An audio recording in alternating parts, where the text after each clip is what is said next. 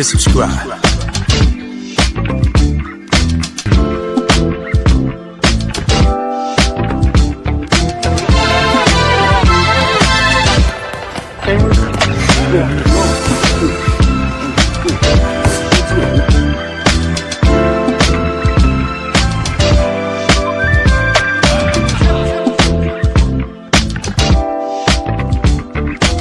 Subscribe to my guy, Uncle D. Tell him Big Bad sent you. Spurling. I'm an attorney here in Houston, Texas. An advocate for black men, largely because I am a black man. I'm a black father. I have black sons. Hey man, I do what I do.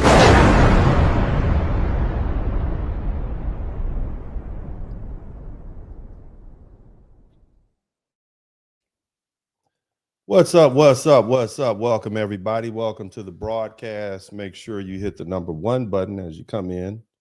I would like to first thank everybody for being here. I want to show you my appreciation by first acknowledging all the people who are here. And I am honored to be here, especially to talk about such a serious topic.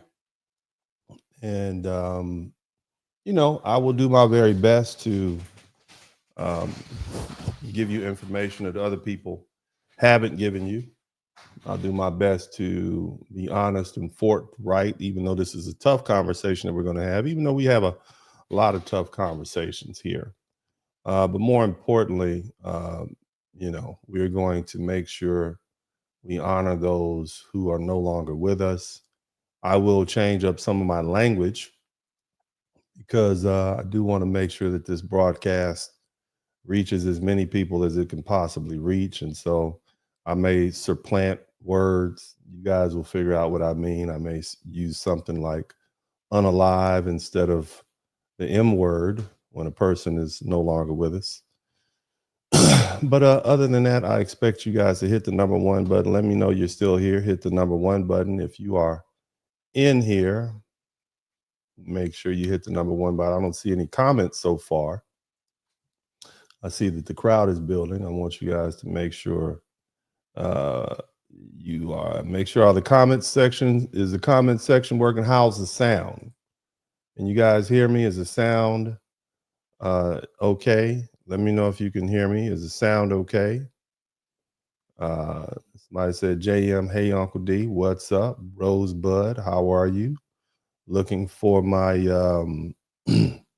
Wrench Mob. Shout out to the Wrench Mob, everybody who keeps the chat room kosher. I want to acknowledge you all. FBA National, thank you so much. Welcome, welcome, welcome. Appreciate you too. Well, you know, I guess without further ado, let's go ahead and get started. I'll share this quick video with you so you guys will know why we're here if you don't already. Proceeded to shoot 10 people, 8 of them being children ranging ages 1 to 14 in Louisiana. The police are saying that this is a result of what they're calling a domestic disturbance, and the suspect, the alleged gunman, is dead after a car chase with police. And remember, these are preliminary reports. The children age from ages 1 years old, so a literal baby, to ages 14. And this means that this guy, this person, went to these 4 locations specifically seeking out these children to hurt them. And for the next couple of days, we're going to be talking about motives, what his motive was. Was he going through a divorce? Was he going through this? There's no motive for murdering people because you're angry. My auntie used to say with these mass shooters, and that don't mean it's the right thing. She used to say, don't hurt people, just hurt your damn self. But to take the lives of 8 children and to shoot 10 people total across all of these different locations, there's no motive. There's no excuse. And as you can see, people are highly unforgiving of this particular sort of heinous crime, especially involving children. And I don't expect anybody to offer any forgiveness. But I do want to be able to put it in context. So people can hopefully learn from this tragedy so that we don't continue to go down this path. I will play some more videos later, but I think it's important that we go ahead and get started. And along with that, there's the other issue, the other incident that happened very similar to this involving the gentleman's name is Justin Fairfax. He's a former lieutenant governor of Virginia. Now, again, let's go ahead and do this the right way. My name is Dennis Spurling, and before we get into this discussion, I want to, I should say, take a moment to acknowledge the families affected by what we're about to talk about. I also want to address something directly from the beginning. The two men that you see on the thumbnail that we're discussing are Black American men. And I already know how this is going to play out. Many of you have seen this before, along with myself. There are always people, particularly those who have racial agendas and bias, who will take situations like this and use them to reinforce those negative stereotypes about Black men. They'll say, this is what Black men do. They'll frame it as violence being inherent to Black men. They'll lean into those same tired narratives we've heard for decades. But what we're not going to do is allow that ignorant narrative to take shape, not without me putting forth some information that could be helpful to everybody. Now, so before we even before the, YT supremacists, as they say, try to twist this into something, let's be clear, okay? We're not going to allow this to, we're not going to allow those racist talking points to come in. There are people who will take a tragedy like this and immediately try to use it to reinforce negative stereotypes about Black men, about our behavior as inherent or expected. And that's not just wrong, it's dishonest. Thank you so much, Beverly White. I appreciate you for being the first person to contribute to the Super Chat. Now, the truth is, when you look at the broader data and history, family annihilation, which is what we'll call this, is more commonly associated with white men. Okay, and to be precise, there's no single official FBI table that isolates family annihilation by race, but the studies consistently find that a majority of family annihilators in the United States are white men, often in their 30s and 40s. They reveal that 60 to 80% of the cases of family annihilation, followed by smaller portions of Black and Hispanic and other groups, is that's what I mean, okay? So if I want to say it succinctly, 29 to 30% of the family annihilations are 29 to 30% of the population commits 60 to 80% of the family annihilations. That's the typical profile. It's a white male married or separating, okay, from his wife, facing financial stress or relationship breakdown. And in many cases, the violence ends in unalivement or self-unalivement. So no, this is not a Black issue per se. It's never has been one. And we're not going to allow racist narratives to hijack this tragedy and turn it into propaganda that misleads people and unfairly targets an entire group of men, i.e. the group of men that I advocate for, and that is Black men. That's a fact that will not minimize or overlook what has happened, okay? We're not going to sit here and allow this moment to be weaponized to paint all Black men with a broad brush, while ignoring a larger pattern that exists elsewhere. At the same time, brothers, let me be clear, nothing about that reality excuses what happened in these two incidents. Nothing. There's nothing about that that makes this less of a tragedy or less devastating. The loss of life, especially children, is unacceptable under any circumstances. And this is an extremely sensitive situation. Lives have been lost, children's lives have been lost, and nothing about this is is an easy process. I'm going to handle this with as much care and respect and decorum as possible while still delivering some facts that are not being delivered to the public.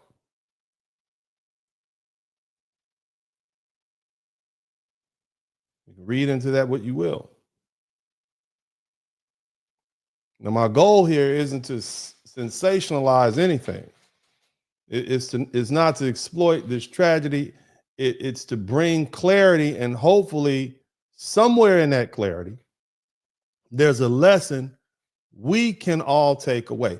And if there isn't a lesson, then at the very least, you'll leave here fully informed, or from what we know at this point, as to what happened and hopefully how this tragedy can be avoided. Now, look, we can't change what happened. And it's already happened. And all we can do is try to understand it and process it and move forward.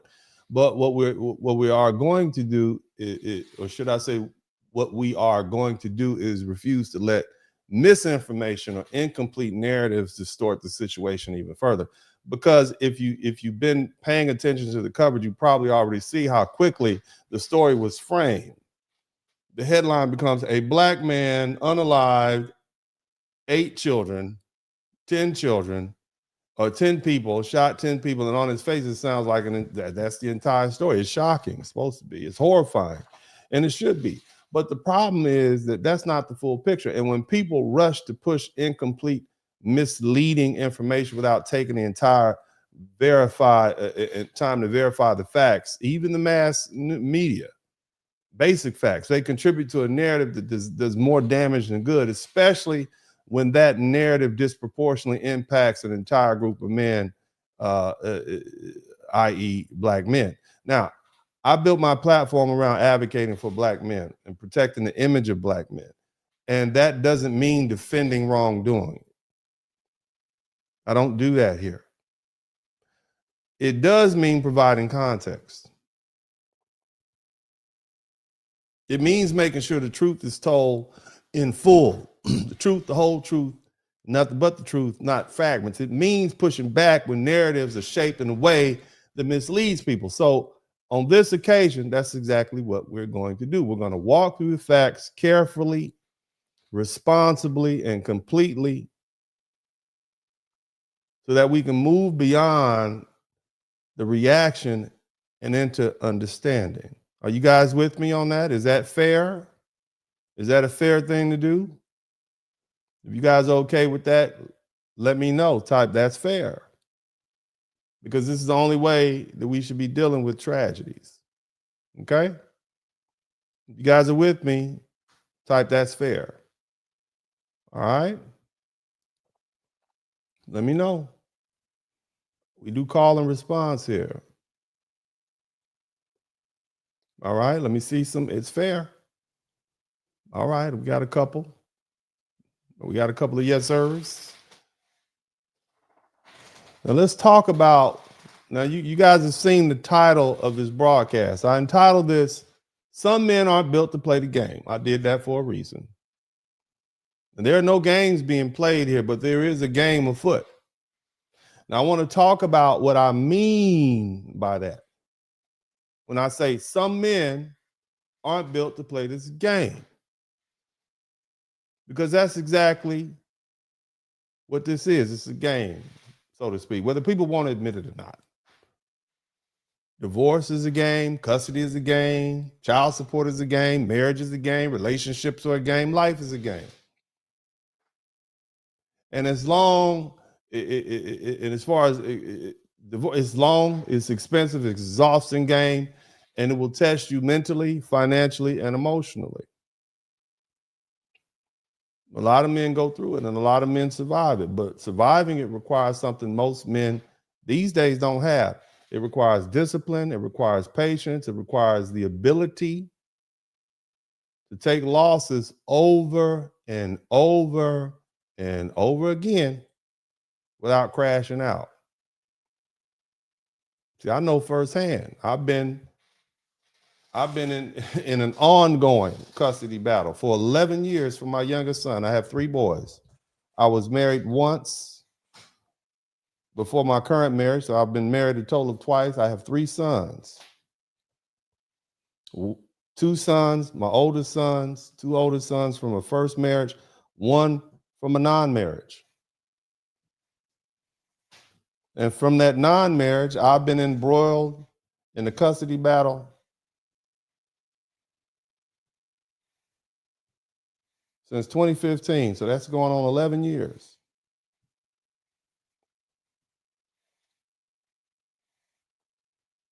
11 years over multiple jurisdictions. And when I say multiple jurisdictions, I mean multiple countries.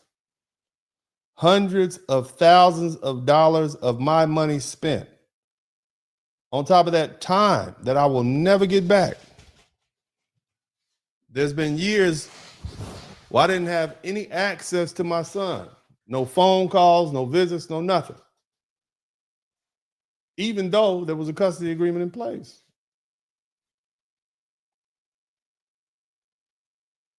And it's not because I wasn't fighting, not because I wasn't paying my child support as ordered.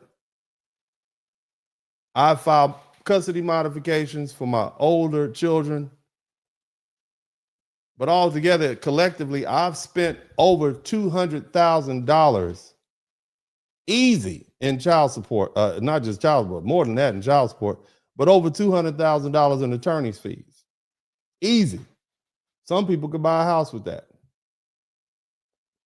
Just trying to be a father to my sons in a system that makes you earn your position over and over again. So I understand the pressure. I understand what it feels like to lose, to lose standing, to lose money, to feel like you're being buried and still have to wake up and keep fighting again. But here's the truth. Lots of people don't want to say out loud. They don't want to say this. A lot of men are not built for that. A lot of men are not built to be husbands. They're not even built to be fathers. They're not built to step into a household with other people's children and carry that responsibility. They're not built to lose everything: money, family, control, reputation, status, and then have to rebuild from nothing while the system keeps pressing on them. They are not built to sit in courtrooms and deal with attorneys and follow orders that they don't agree with and keep their emotions in check while their life is being reshaped in real time. That takes a certain kind of man. And when a man doesn't have that in him, he doesn't have that discipline, the restraint, the long-term mindset. What you get in colloquial terms is a crash out. When everything collapses at once and he sees no way forward, no control, no exit, some men don't rebuild, they self-destruct and they destroy everything around them. Okay? They don't just take themselves with them. They take everything around them with them. And that, whether people want to accept it or not, is what it looks like here in this particular situation. Now, I have some more videos I'm going to share with you guys. I want you all to make sure you hit the number button if you can hear it clearly. I hope my microphone is clear. I'm going to continue to let these videos play, and these videos speak for themselves, fair use, and we shall. Anyone could ever imagine with adults and children inside the same home. A man fatally shot 8 children across several homes. 7 of them were his own, according to police in Shreveport, Louisiana. A coroner's office told CNN the children killed were ranging in age from 3 to 11, including 7 siblings and a cousin. So there was a nice child here that actually was able to escape this heinous act. He jumped off of the roof while fleeing from the suspect in this case, and he did have some injuries, but he is expected to recover. 2 adult women were also shot and wounded. Authorities identified the gunman as Shamar Elkins, who was fatally shot by officers during a police chase. Elkins served in the State National Guard for 7 years until 2020, according to the U.S. Army. Okay, now I'm doing my best not to interrupt the videos because you all have told me you all want to hear the videos, but I can tell you now from my own independent research that some of these facts are inaccurate. Okay, I'm not interceding because you all have told me in the past that you want me to let the videos play, but unfortunately some of you all will look at 1 or 2 minutes of this and think you have the story, and that's not the whole point of me doing this broadcast. But I'm going to let the videos continue because, you know, I know how you all have complained in the past about me interrupting. But I think when I finish, you know, you all will say, darn, I didn't know that. That, you know, it's still a tragedy, but that changes the angle by which I see this. Okay. Army. He was not deployed. In 2026 in the U.S., there have been at least 114 mass shootings where at least 4 people are shot, not including the shooter. That's according to the Gun Violence Archive. This was the deadliest mass shooting in the U.S. in more than 2 years. All right, now I'm going to let the next video play, but the first thing you hear them continue to say is these were his children. They keep saying all 8 of these children were this man's children. This man was 31 years old. They keep saying these were his children. Somebody type his children in the chat room. Okay. Now, when you say his children, that we assume that they were all his biological children. And when I finish, I think you all may say, well, that would probably be physically impossible. But let's continue the broadcast. But the reason they're feeding that narrative because it sounds like it's more heinous. It makes it sound even more heinous than it already is, and it feeds the negative stereotype as a gun that you know it wouldn't be on the news like this if it was YT gentlemen who commit 60 to 80% of these type of family annihilations. Okay, but because of and I hate to say it, but we know how racism is. Okay, then they put this photograph of this gentleman up here with the children's faces blocked out. Let's continue looking. Man who killed 7 of his own children and 1 other child. 7 of his own children and 1 other child. You understand? Listen to his children. In a violent domestic incident in Louisiana, 31-year-old Shamar Elkins was shot dead by police after stealing a car to flee the scene in Shreveport. The children were reportedly aged from 1 to 14, with police saying 1 child age 1 to 14. Again, I try not to interrupt, but even that statement is false. Okay? They probably got it for the police report, and the police reports will probably say, what were the age of children? They're going to say between 1 and 14 on the police report. It's not going to say the exact age because 1 and 14 gives rise to an element necessary in a different kind of crime. Okay? So the police report is not going to have the exact information, but the news just took it and ran with it. So now there are people on the internet who believe that this man unalived a 1-year-old, a baby.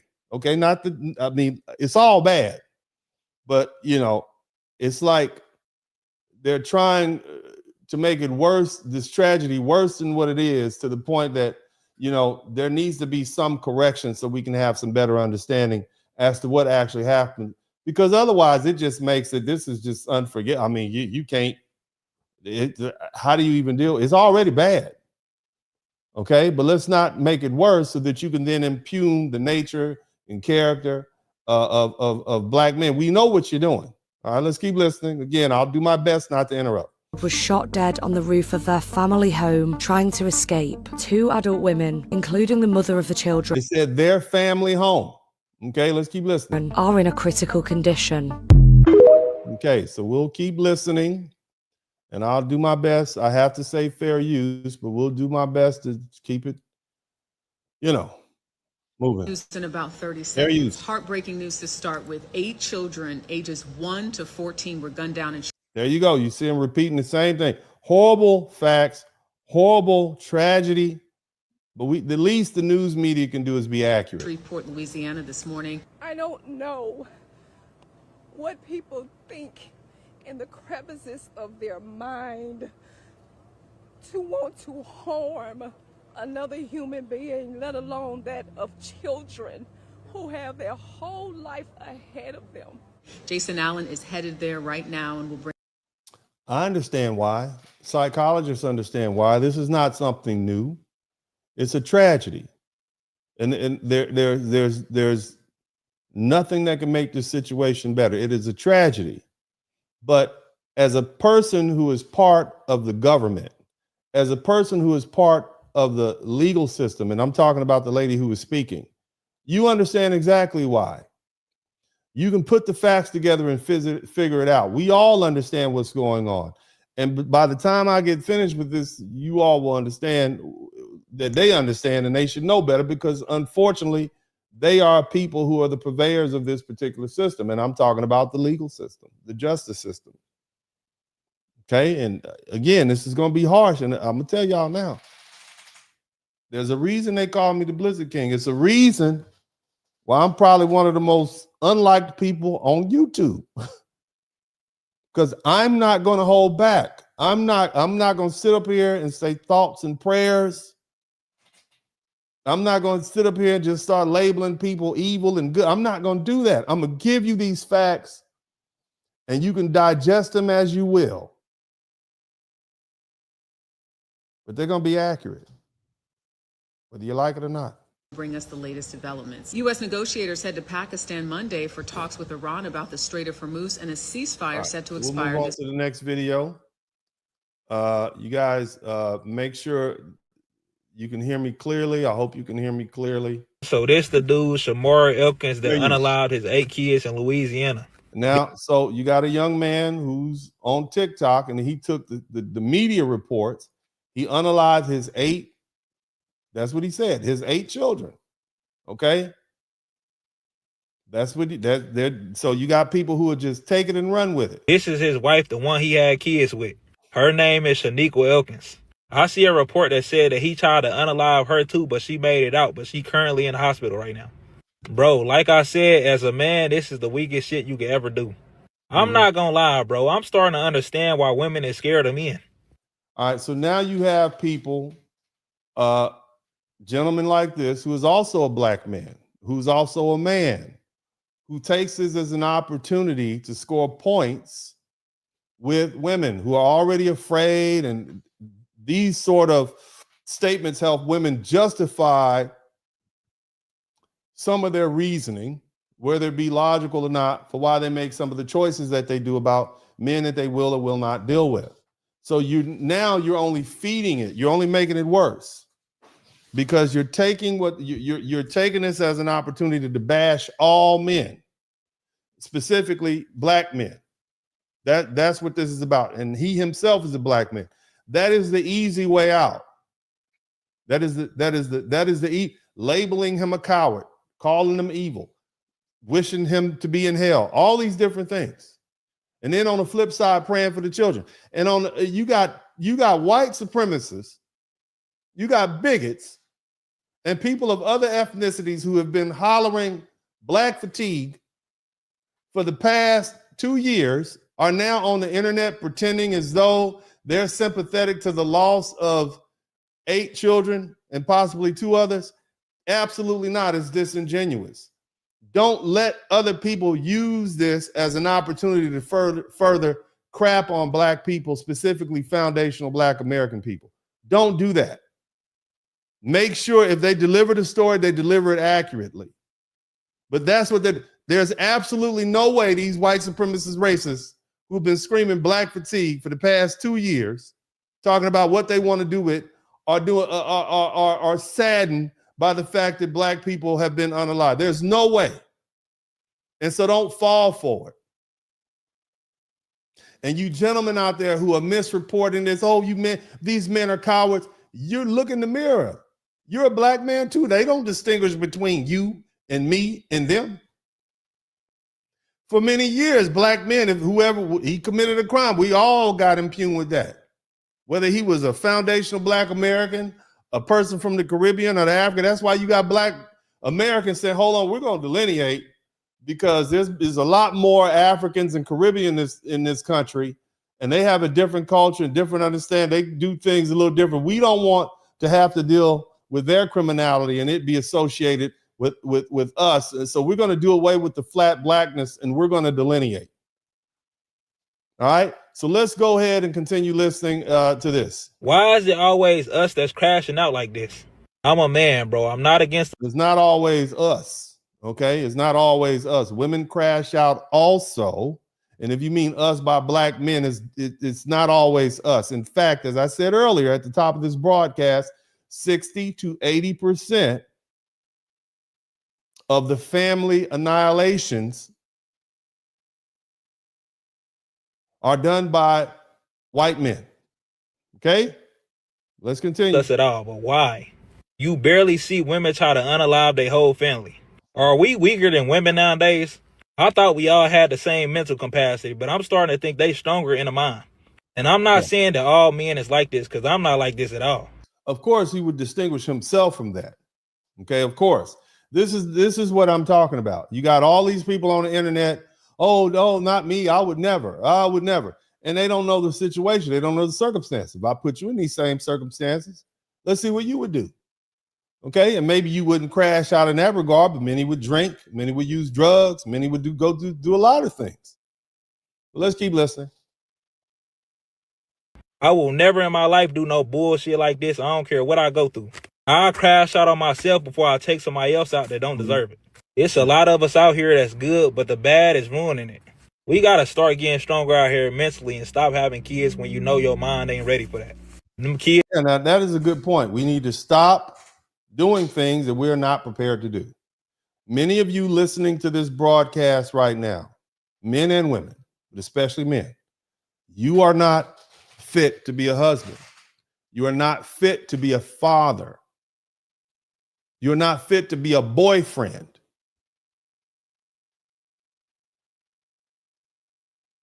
Now, I know that may be difficult. I know you have the equipment and you have the legal capacity to sign the contract of marriage, but you are not fit. And that is something that you need to accept. More importantly, ladies, it's something you need to accept.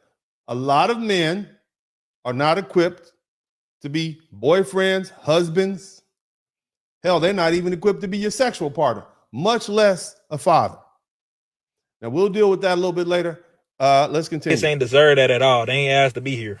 A child supposed to have the best life ever. They ain't supposed to fear their own dad. Sadly, the mom of the kids should probably never be the same ever. That's accurate. All we can do is pray for her, though. Let's continue listening.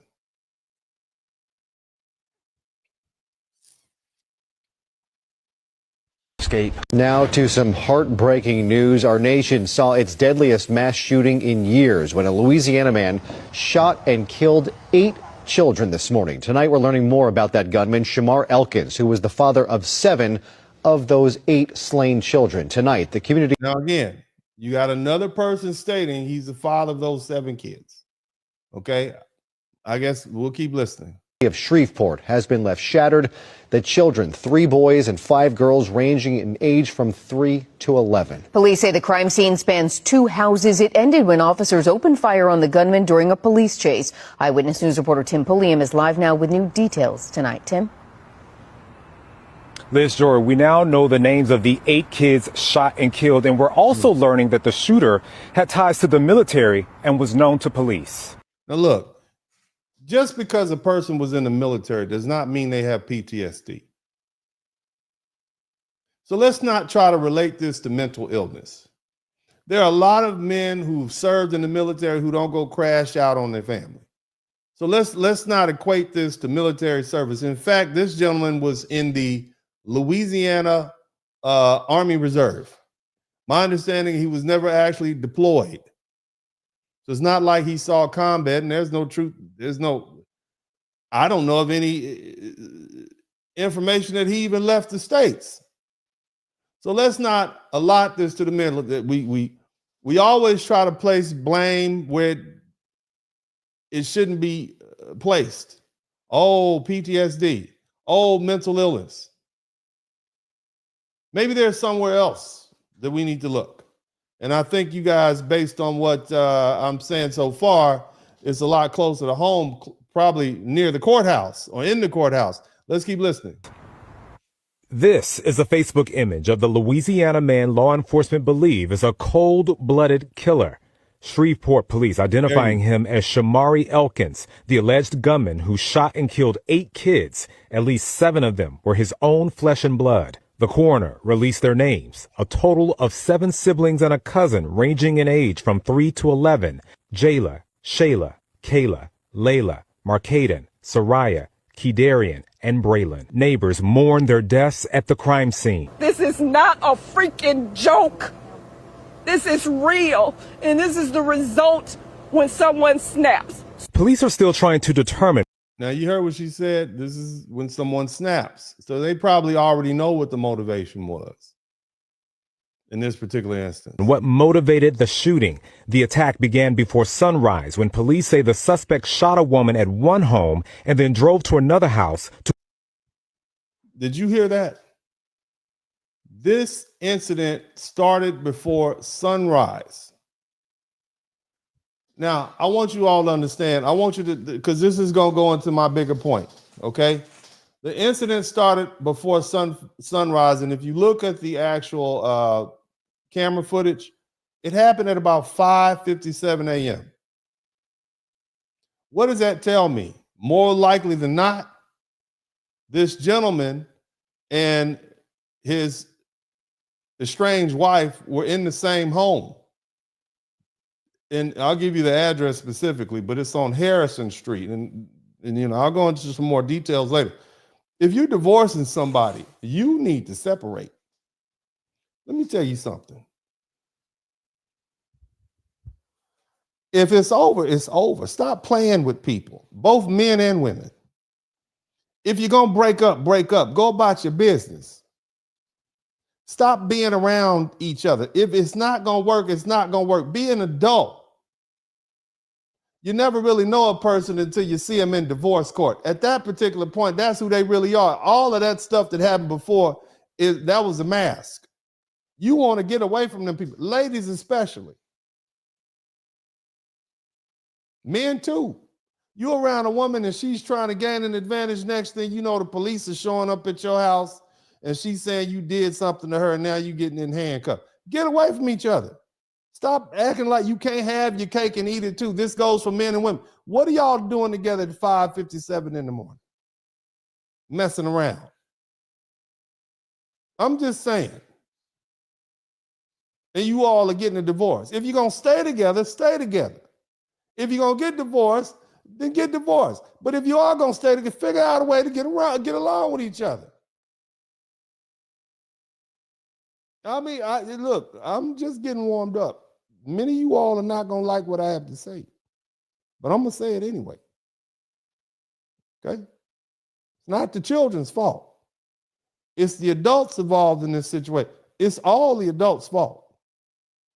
And now we as society have to try to pick up the pieces and figure out what happened and what went wrong. To unleash more violence. The gray house is the house in which 7 children were located inside that were deceased. There was an additional deceased child that looked like he had tried to escape the residence out the back on the roof. Officers say a second woman was shot and is believed to be the mother of the suspect's children. Both women are now in the hospital in critical condition. Officers fired at the suspect during a chase after he carjacked the vehicle at gunpoint. ABC News reporting the 31-year-old joined the Louisiana National Guard in 2013 and served 7 years without being deployed. The shooting took place in House Speaker Mike Johnson's district. He offered thoughts and prayers to the family. The shooting.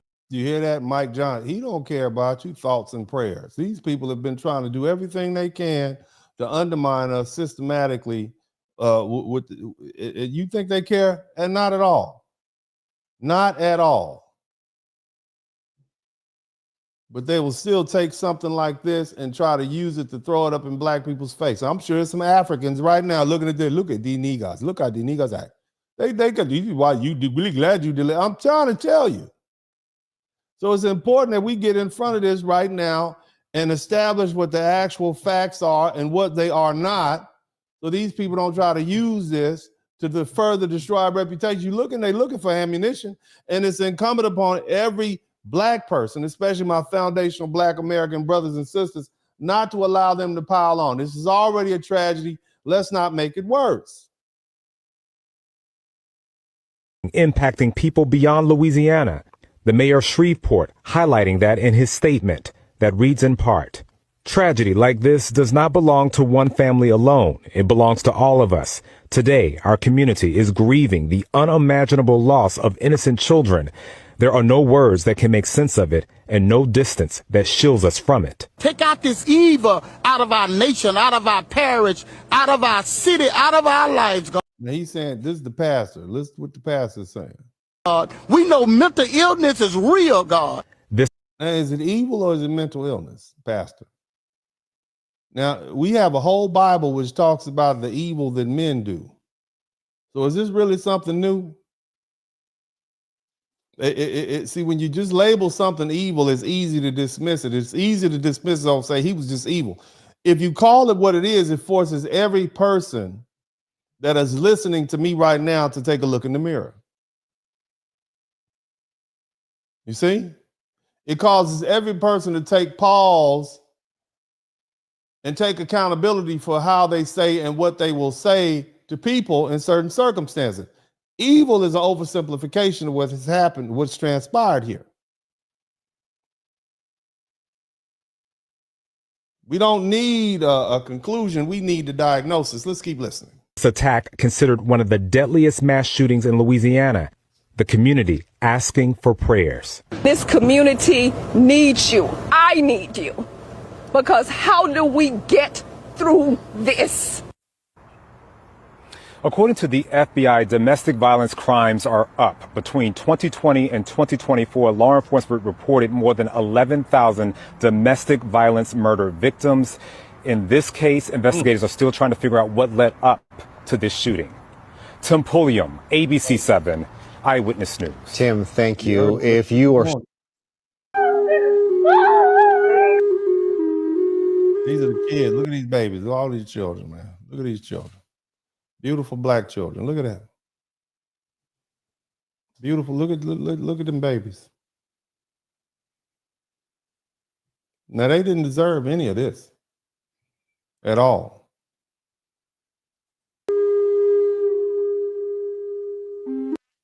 You know?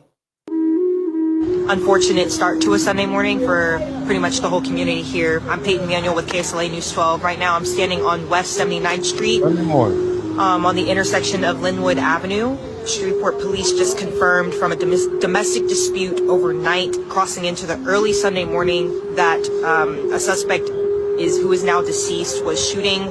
Unfortunately, there are multiple victims in this case, hitting the number of 10. 2 of those victims, last that we heard, are adults, 2 adults who are currently in the hospital right now. The other victims, that would leave 8 victims. 2 adults in the hospital. 2 adults in the hospital. You guys remember that? 2 adults in the hospital. Are unfortunately all deceased. Shreveport police also confirmed that those victims are all juveniles. Keep in mind, they don't know all the facts. In the hospital fighting for your life, and then you wake up just to find out that your entire world is gone. 8 children were found unalive this morning in Shreveport, Louisiana. 8. She's not from Shreveport. It's called Shreveport. And some people from Shreveport will call it Sweetport. Okay? But the name of it is Shreveport. Ages ranging from 1 years old to 14 years. The ages are not from 1 to 14. The ages are specifically from 3 to 13. Let's keep listening. So it started out as a domestic dispute, which quickly escalated into a massacre. 10 people were pew-pew altogether, right? 2 were injured, which is the mother of the children, the wife of the suspect, and her sister. And the unalived were her 8 children, okay? So imagine you fighting for your life in a hospital, and then you wake up to find out your entire world is gone, because I'm quite sure that is how she's going to feel when she found out that every last one of her children are no longer here on this earth. It's a true tragedy. It's It's a true tragedy. And there's really absolutely nothing that I can say to lessen the blow. And the only thing I can do is accurately report what I know.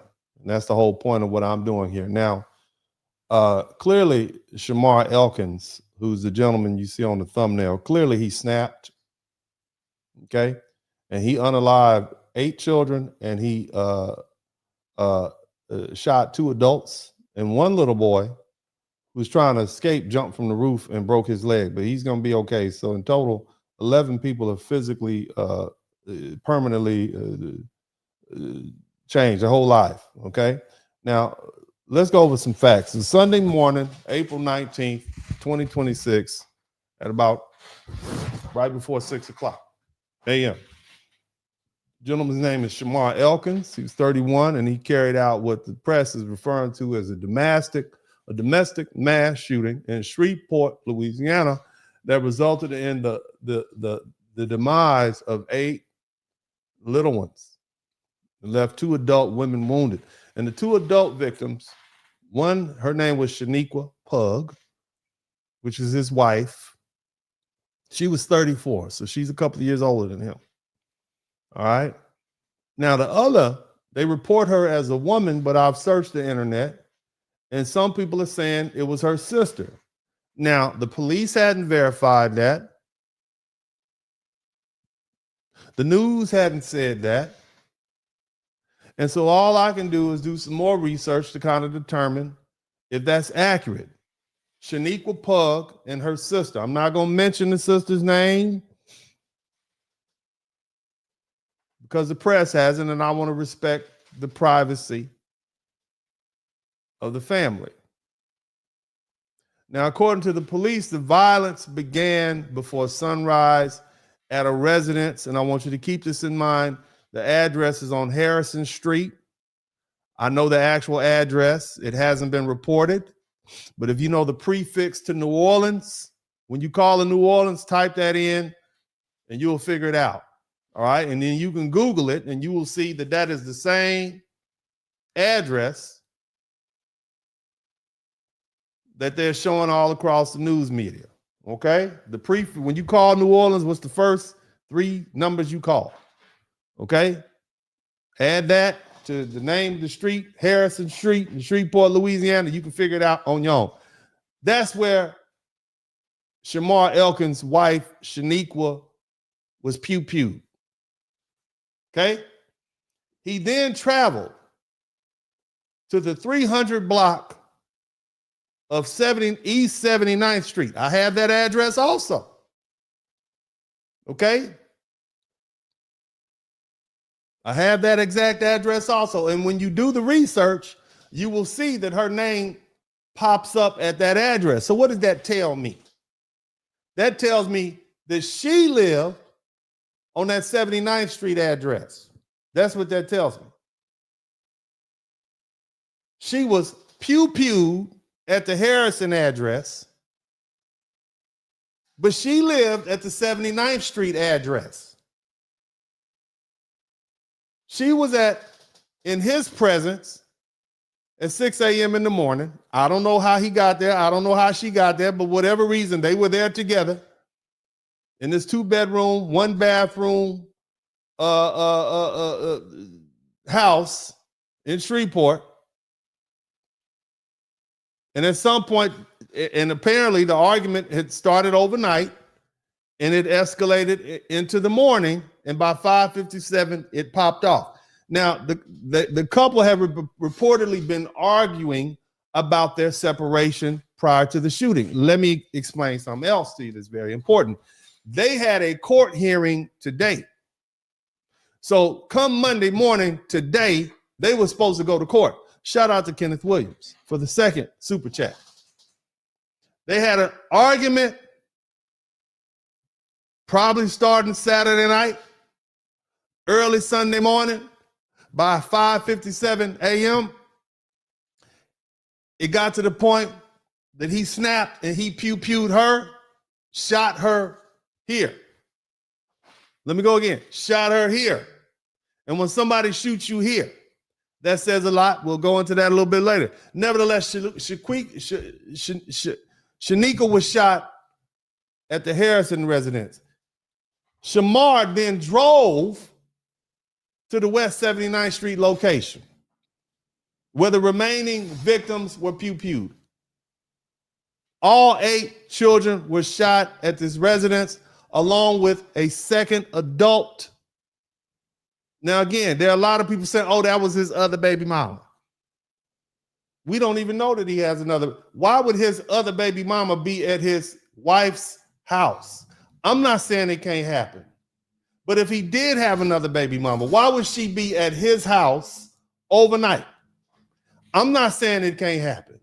But when I put my, how people really are, I don't think that the wife would be cool with his other baby mama, if he had one, and we don't know that to be true, spending the night at her house with her children. And I'm just saying, shout out to Keon Queeley. So that does not necessarily make sense to me. Now, there are some women on the internet that I like a lot. I would actually refer that question to the Crimson Cure. I would refer that question to Shay Chardre. I would refer that question to Messy Michonne. 3 ladies that I enjoy watching from time to time when I do have time to watch other people's podcasts. Make sure you tag them on this video and tell them, and I'll probably tag them on this video too, and tell them that I think this is some subject matter that they should deal with, because I'm going to say some things that women may be able to take better coming from another woman than coming from me. Okay? As nice as I may try to sound, it does not come out nice. I understand that. Okay?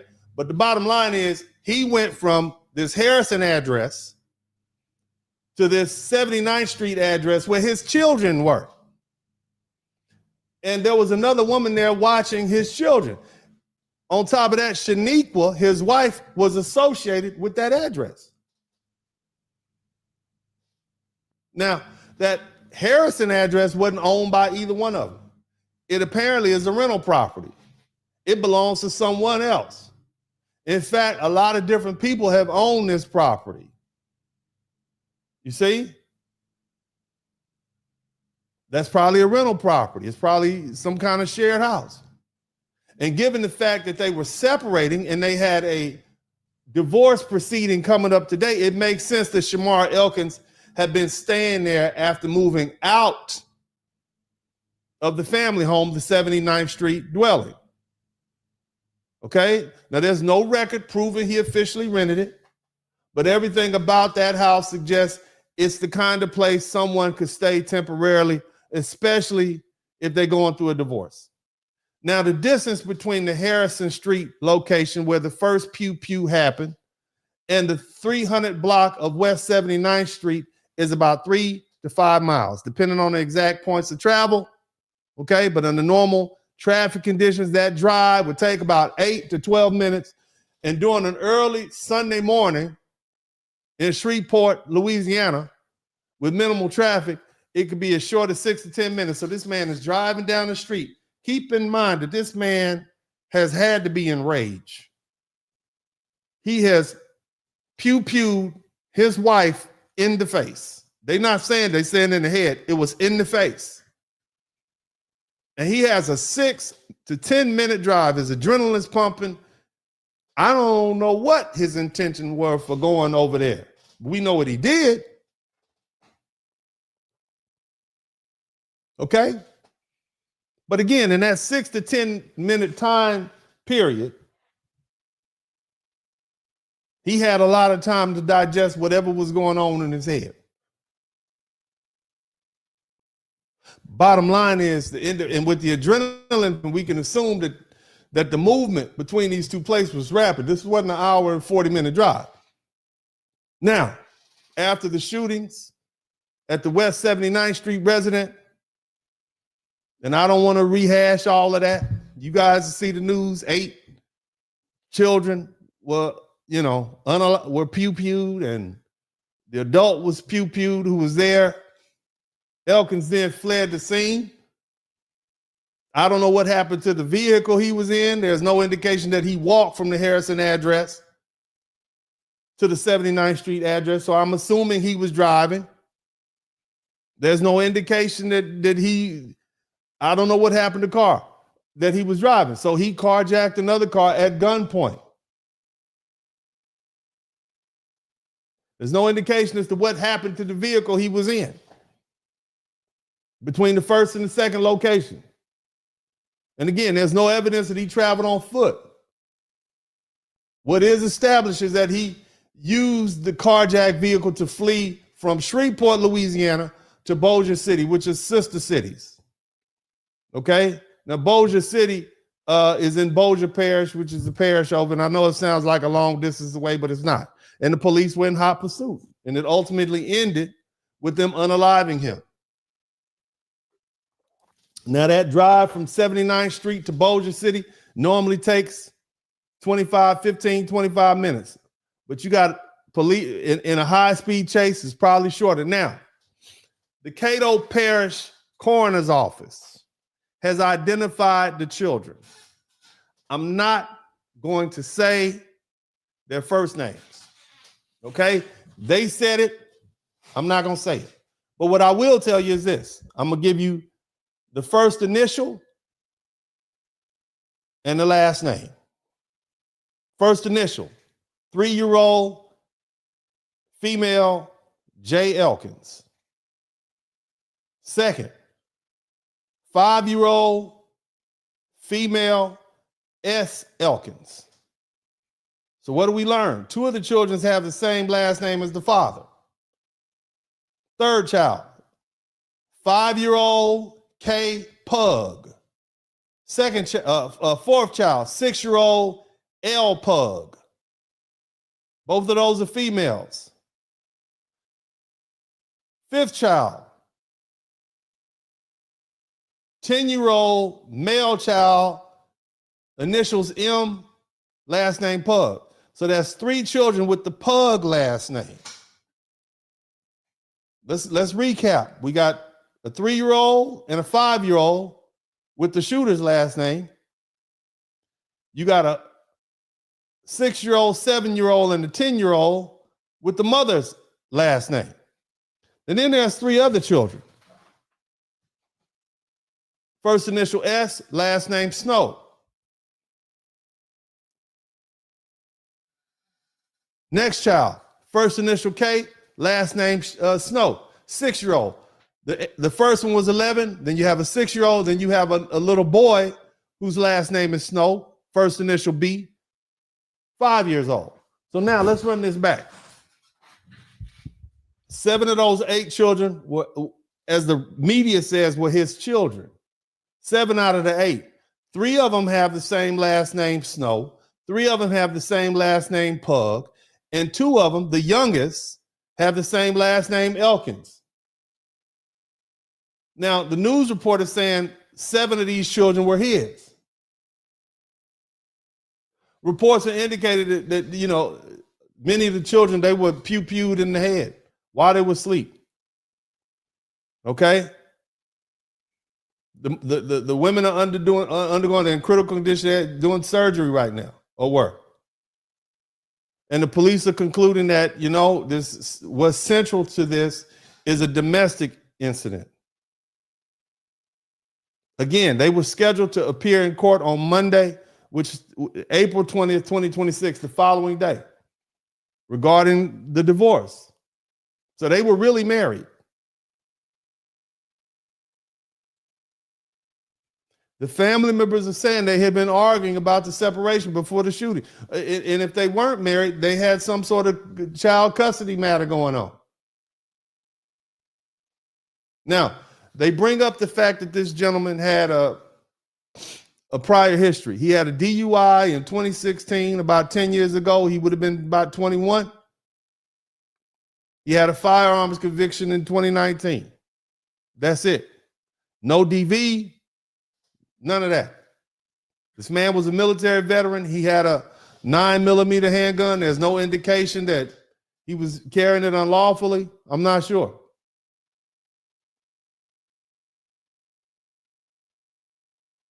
The police in Shreveport said we weren't aware of any prior domestic DV incidents involving him. Now, here's the thing that I find important that we need to discuss.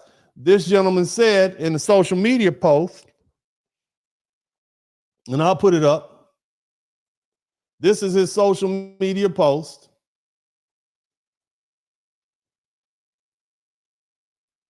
I mean, if this ain't a cry for help, you tell me what's not. I don't know what is. And again, we are not allotting this to mental health because there are plenty of people with mental health issues who don't annihilate the entire family. But let's read it. Elkins had posted about mental health issues earlier this month. Dear God, today I ask you to help me guard my mind and my emotions.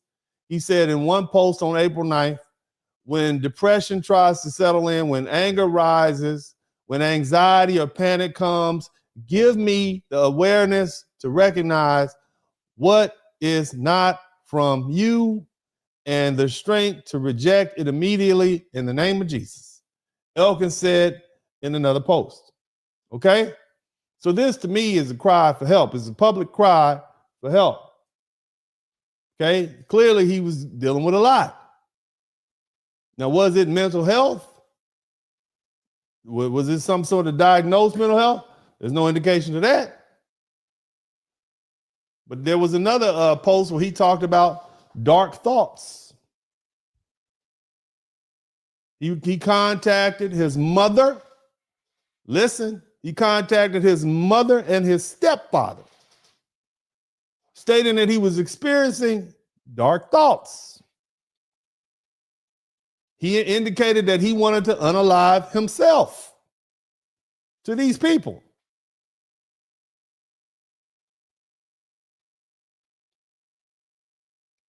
You saw the post earlier that talked about depression and anger and anxiety and emotional struggle. These are definitely warning signs. Prior to this incident, everybody knew about it. His mama knew about it. Stepdaddy knew about it. I'm sure his wife knew about it. Now, the authorities have not indicated a final motive, but what I'm telling you is that's enough for me. I'm telling my daughter to stay as far away from that gentleman as she can. You understand?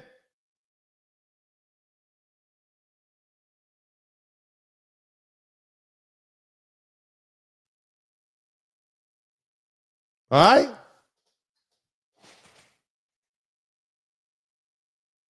This wasn't some random person with no structure. He had military experience. He had worked, he had a family. And so by the time this happened, that structure was gone. He had left the National Guard years early, and now he was dealing with a collapsing relationship, a pending court date, and clear signs of emotional distress. This wasn't something building slowly with no deadline. This was happening right then. He had a court date the very next day, today, which means whatever was going on in that relationship was about to come or become official and permanent. Separation isn't just a breakup. It means losing your household, losing your relationship, possibly losing access to your children. Now, put that next to what his family was saying about his mental health. He was talking about dark thoughts, talking about wanting to take his own life and dealing with emotional distress. At the same time, his marriage was falling apart. That's not just stress, that's everything hitting at once. And when you look at what actually happened, this wasn't random. He didn't go out into the public. He targeted his own family across 2 locations within minutes. And that tells you this was personal. Everything in his life, his relationship, his future, and his sense of control was collapsing at the same time.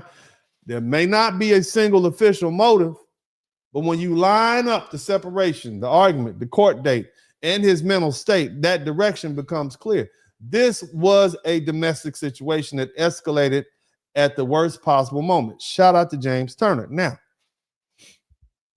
before we get to motivation, you have to be clear about who these children were, because we don't understand the motivation until we understand the nature of the relationship that this man had with these children. I'm going to hurt your feelings in a minute.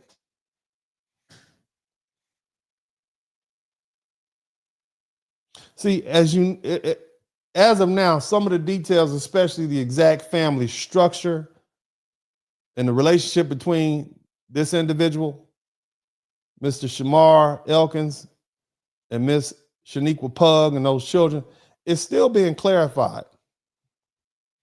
Now, they keep saying that this is this man's children. They keep saying all 7 of them. That's what they say. The coroner identified 8 children. Okay? Only 2 of the 8, ages 3 and 5, had his last name, Elkins. The other had last names Pug and Snow. Now, that doesn't automatically mean that they weren't his biological children. It's my understanding that they had some kind of relationship for the past 10 years. But when people say they had a relationship for past 10 years, that can mean off and on. That does not necessarily mean the children are for him. Okay? In this situation like this, different last names can reflect children from different relationships. Children using the mother's last name are blended family. That includes extended relatives. Now, I've looked at Shaniqua Pug's YouTube page. You can look it up. It's under her name. You can look it up for yourself. There's a couple of videos in there. I'm speculating. Okay? But bottom line is, I see children in that video. I don't know if those are his children or whomever children, but I don't see him as the person that she is with in that video. I could be wrong. I'm just trying to get to the truth. But I'm not going to allow the mass media to deliver these falsehoods. Now, what the names show. Okay? They show that this was not some simple nuclear family. This was a mixed family with multiple relationships. More likely than not all those children were his, but the news media keeps saying these are his children. You got a 3-year-old, 2 5-year-olds. Okay, let's run this back. Okay, you got a 3-year-old, a 5-year-old with the Elkins last name, another 5-year-old with the Snow last name, a 6-year-old with the Pug last name, another 6-year-old with the Snow last name, a 7-year-old with the Pug last name, a 10-year-old with the Pug last name, okay, and an 11-year-old with the Snow last name. So before you even get into the motive, you have to get one thing straight. This was not one mother and her children. Look at the ages: 3, 5, 5, 6, 6, 7, 10, and 11. That alone tells you something is off. That alone tells you that the media is misleading you. One woman cannot realistically have 8 children with that kind of overlap in ages, especially with multiple kids at the same age. How can one woman have multiple kids with the same, and they got 2 different last names? That means 2 different mothers gave birth to them. That biology does not work. Then look at the last name: Elkins, Pug, and Snow. That's your answer. The 2 youngest Elkinses are most likely the biological children of the couple. Then you have children with the last name Pug, and you got 3 of those, okay? They likely could be for Miss Shaniqua from a possible prior relationship. And then you got the 3rd set of children with the Snow last name. That's a different last name, different grouping, different ages that line up. Are they siblings? If you all are saying that he went from the Harrison address to the 79th and then unalived another mother, and we know that all these children were there together, Are you saying that Miss Shaniqua was cool with having her baby daddy's other baby mama in her house babysitting? Is that what y'all telling me? I don't know, man. I don't know. But it don't make sense to me. But it does make sense if you're trying to use this to make this black man look like more of a monster than he already is. It's already bad enough you unalive 2 of your own children. And now you're saying you unalive 8? Why do we have to put extras on it, mass media? Why do we have to do that? Why can't we just tell it like it is? Because see, you undersell the story when the 60 to 80% of the white men who do these unalivements do it. But then when a black man, well, now you want to make it seem like he's just a monster. And there's nothing good about this story. I'm just saying. But this actual common sense evidence strongly suggests that those children, those 3 Snow children, were not Miss Shaniqua Puggs. Those were more likely her sister's children or the children from another relationship. So what you're really looking at is not a single household. It's a multi-family, relationship, sister household, multiple mothers, multiple sets of children, all under the one roof. They spent the Saturday night. Auntie came over to babysit because mama wanted to go hang out with her husband at his new spot to get away from y'all. I get it. So they were all under one roof. But it's not a story where a man turned on his own kids per se. This is a situation where multiple children from different parts of the same extended family were all in one place at the same time. That changes how you understand the structure, the relationship, and ultimately the scope of what happened. And see, this is why this is important. I want y'all to listen to me. You're not going to like me for this, and I don't care. Ladies, I want you to come in tight. Y'all have a horrible, horrible habit of thinking you can replace your baby daddy or your husband with some other man. And you got that other man all up in your household with you and your children from this other man. Y'all do that. You know I'm telling the truth. And there's research. This is not me saying this. Research shows that young children face a higher risk of fatality and abuse when they live with or are cared by an unrelated adult male. Stepdaddy. Somebody type new boyfriend in the chat room.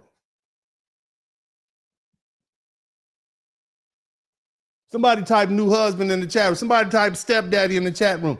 A 2005 pediatric study found that children living in a household with one or more unrelated adults were nearly 50 times as likely to die from an inflicted injury as children living with their 2 biological parents.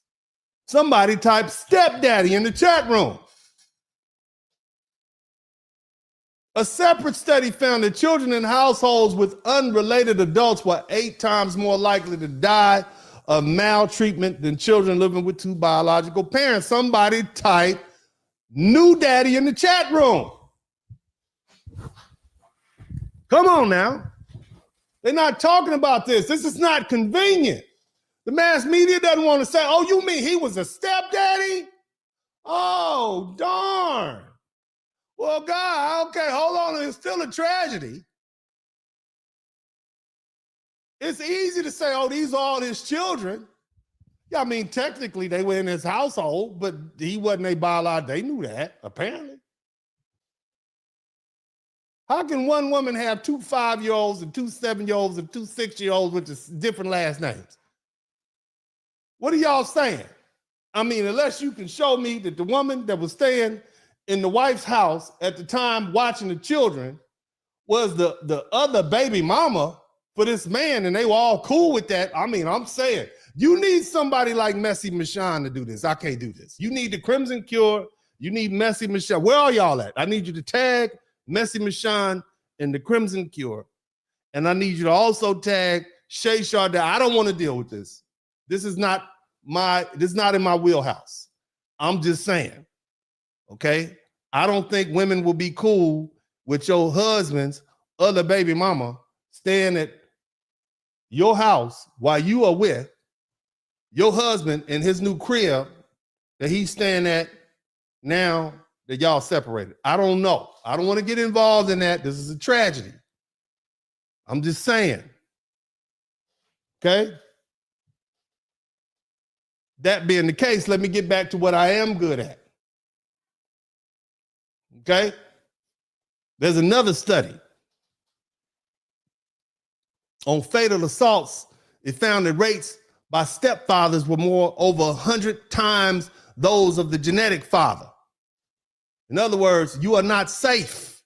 Stepdaddy is 100 times more likely than biological daddy, okay, to do something bad to you. That's what it said. See? That's what I want you to understand here. So was this dude, Shamar, was he stepdaddy? Was he new boyfriend? Was he new husband? If the wife was separating from him, there was a court date the next day, and some of the children were staying at another connected household, then what we facing is not a breakup. What we facing is a breakdown of his access, his role, and his place across the more than one family unit at the same time. That's what we looking at. This explains why the violence moved from one place to another. That don't make no sense. You done pew-pewed your wife in the face, and now you go over here. He was mad. He was angry with her. He wanted to punish her.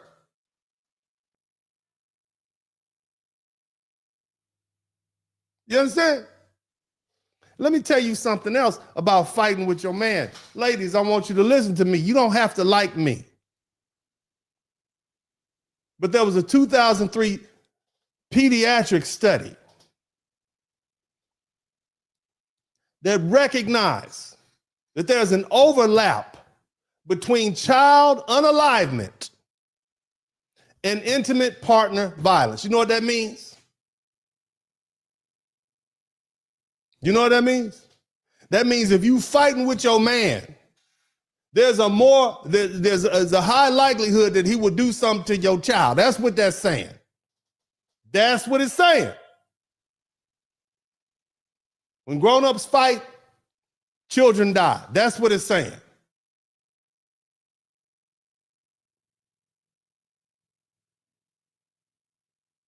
The odds of a domestic violence incident leading to a child being hurt and the person unaliving their mate and the spouse, it goes up tremendously.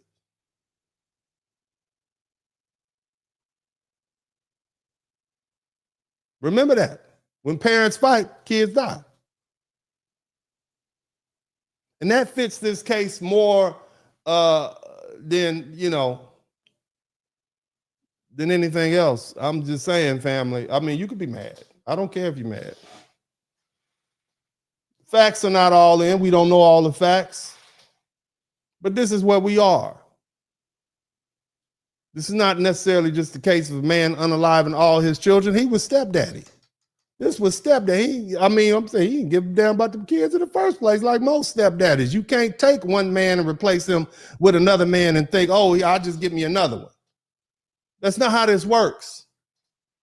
And ladies, you all are notorious for doing that. You think you could take this dude and just put him with them other dudes? Oh, no, that ain't how that works.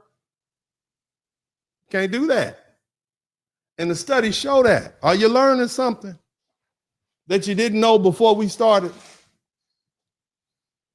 Are you learning something that you didn't know before we started? I hope you do learn something. Then let's move on to another horrible and tragic case of family unalivement.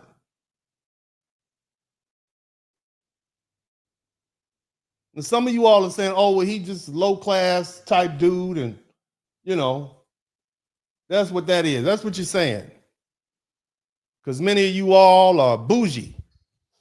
All you bougie black people that watch my page. Shout out to all you bougie, sophisticated rich black people riding around in your BMWs and your Mercedes Benz and talking about where you're gonna go for the summer. That's just poor black. That's a Pookie, right? Shout out to he who remains. That's right. That's what you're thinking. Oh, that's just a Pookie doing what Pookies do. It ain't me, right? That's what you're thinking right now, aren't you? It could never happen to me. Come on now. Let's be honest with us. Everybody's watching. The Africans are watching. I've been roasting Africans and Caribbeans and white people and Asians and Mexicans for about a year and a half straight. And now I'm giving it to us. This is a FBA situation, right? Yes, this is us doing stuff to us. This is us unaliving our own children. Shamar Elkins was an FBA, clearly. Foundational Black American from Shreveport, Louisiana. And them children was Shreveport children. It's us. Yes. What you think Uncle D didn't have smoke for you too? Yes, I enjoy it. I enjoy delivering the pain, making you uncomfortable with yourselves. We're going to talk about it. Some of you all say, oh, that's just a Pookie. That's what Pookies do, man. He just lost control. Pookie should have dealt with it different. You real snooty. Black people, black people got snooty. We're rich. We got 1.7 million millionaires. We got these black people, white folks, sweeping down. We living in the ghetto. Some of us ain't seen the ghetto in 20 years since you graduated with your degree. You ain't been back. You ain't seen mom talking about going to the cookout. How dare you think you're going to get off your first class seat and take your Birkin bag to the cookout? You would never go hang out with Leon them and Main them. You would never go there with your Gucci slippers on. Ever. It's some cousins and relatives you all never plan to see ever again. You won't even hit the like button. On Facebook, you don't even know where you don't want them to even acknowledge you. You trying to get so far away from these Pookies and Ray Rays in your own family. You know what I'm talking about. You're snooty. And so when you see a situation like what happened to Shamar Elkins and his baby, first of all, her name is Shaniqua, so I know all y'all already prejudiced against that. You snooty black people. You bougie and snooty. I know who y'all. I know you. I know my people. Snooty. And you look at, oh, hell, she got 8 baby daddies. Oh, no, I understand that she shouldn't have been dealing with them. Okay, I got one for you. How about Justin Fairfax? Do you all know who Justin Fairfax is? You know who Justin Fairfax is? He's a former lieutenant governor of Virginia. He shot and killed his estranged wife, Dr. Serena Fairfax, in their Annandale home. That's snooty. That's one of you all. One of you snooty black people. And guess when it happened? Did it happen last year? Nope. Happened on April 16th, 2026. Well, hold on a minute. You mean it just happened? Yes, it just happened. Thursday it happened. So you got Thursday and Sunday morning. Thursday and Sunday morning. He was the whole lieutenant governor of Virginia, and his wife was a doctor. She was a dentist, but a doctor nonetheless. They had 2 teenage children inside the house. One of them had to call 911. The police classified it as an unalivement, self-unalivement. What was the cause? Domestic dispute. Same thing happened in Shreveport. See, some of y'all, he was 31. This was a young man. Well, this brother was damn near 50. He was 47. So it's not an age thing. His wife, she was 49. So like the other situation, she's older than him. They've been married for 20 years. This wasn't a 2-year, like the situation between Shaniqua and Shamar down in Shreveport. These people have been married for 20 years instead of 2 years. They married in college. She didn't have any other kids. They built a life together. But see, the marriage started to break down around 2024, but I think it happened before that. And it led to a separation. They even signed a post-nuptial agreement as to who was going to pay what. But see, here's the thing. And when I say separation, I want you to be mindful. When I say separate, that means they were separate on paper. In reality, they were still living where? In the same house. for 2 years. And we talking about a full-blown high conflict divorce that was filed in 2025. And here's the part people don't understand. Again, they were still living in the same house. You fighting with somebody and you living in the same house. Y'all sharing the same toilet paper rolls. And you fighting with this person. Again, they were legally separated, but still living under the same roof with their children. See, this wasn't a situation where people had space and this was conflict every day in the same house. There were cameras installed inside the home during the separation. And at one point, and I'm talking about Justin Fairfax, who was a lawyer, he accused her of assault. But then when they looked at the video footage, nothing happened. There was nothing there. And I believe the cameras are still running at the time of this unfortunate incident that happened on April 16th. Now, I want you to step back a minute. Let's understand who we're dealing with, because we want to try to understand the motivation. See, some of you all are trying to separate these men and say, oh, well, you know, it could never be me. And I'm talking to all you men, it could be you. And I'm talking to you ladies, whether you married to a Pookie or an educated lame, it could be you. Because when you strip away the titles, men are still men. Now, Justin Fairfax, he wasn't just anybody. He grew up in Washington, D.C. He went to DeMatha. He went to Duke. He went to Columbia Law. He became a federal prosecutor. And in 27, this man got elected to be the lieutenant governor of Virginia. That's a statewide office. That's power. That's status. This is only the second man to ever hold that position. Everything is up. He is up at that point in life. And then 2019 hits. In 2019, 2 women accused him of SA. Now, this 2019, when this accusation come out, the incidents go back to 2000 and 2004. I want you to think about that. 20 years later, these 2 random women, he's won statewide office. He's popular. He's got money. He's on top of the world. And he getting Me Too from something that happened 20 years ago. The first woman, she was approximately 26 to 28 years old at the time the alleged incident happened in 2004. She wasn't an undergraduate. She was a graduate level. She alleged that the incident happened in 2004 during the Democratic National Convention in Boston. This man was 24 to 25. She was 26 to 28. She accused that he forced her to give him some, she said that she was forced to treat him like you all treat ice cream cones. Okay? She said he forced her to do, the 25-year-old forced her to do that. She said he forced her to do it. And she described the encounter as non-consensual. And that came forward after he was inaugurated in 2019. Mind you, he's been married 15 years. He wasn't married at the time, I assume. Well, actually, he probably was married at the time. Married and cheating, apparently. If what she said is true, you shouldn't let a woman get nowhere near you. Fellas, you married, you don't let a woman get nowhere. A woman that ain't your wife can't even come near you. Keep the door open when you're having meetings. Shout out to Eugene Steele. You don't do it. You a fool if you do.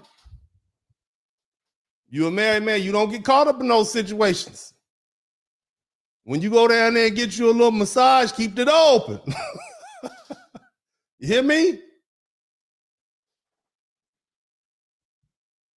When you have a meeting with a young, aspiring intern, keep the damn door open. Have a woman there with you. Don't do it. This man was at the top of the world. Don't do it. Don't be stupid. Nevertheless, that hit him. He denied it, as we would expect.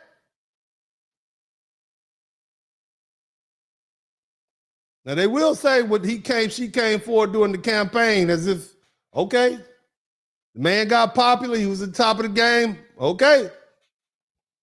Here they come. The next one. This young lady was somewhere between 20 and 21 years old. It happened in 2000. He was about the same age, 20, 21. They were both students at Duke University, messing around like college students do. She came out the woodwork and said he graped her, straight up, all out graped her.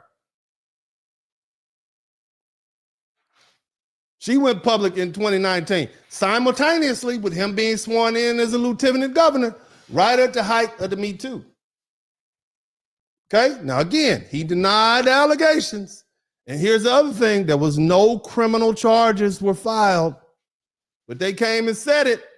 So they had to accept. Remember you all, believe her. Remember that, somebody type, believe her no matter what. Isn't that how the slogan went? Believe all women.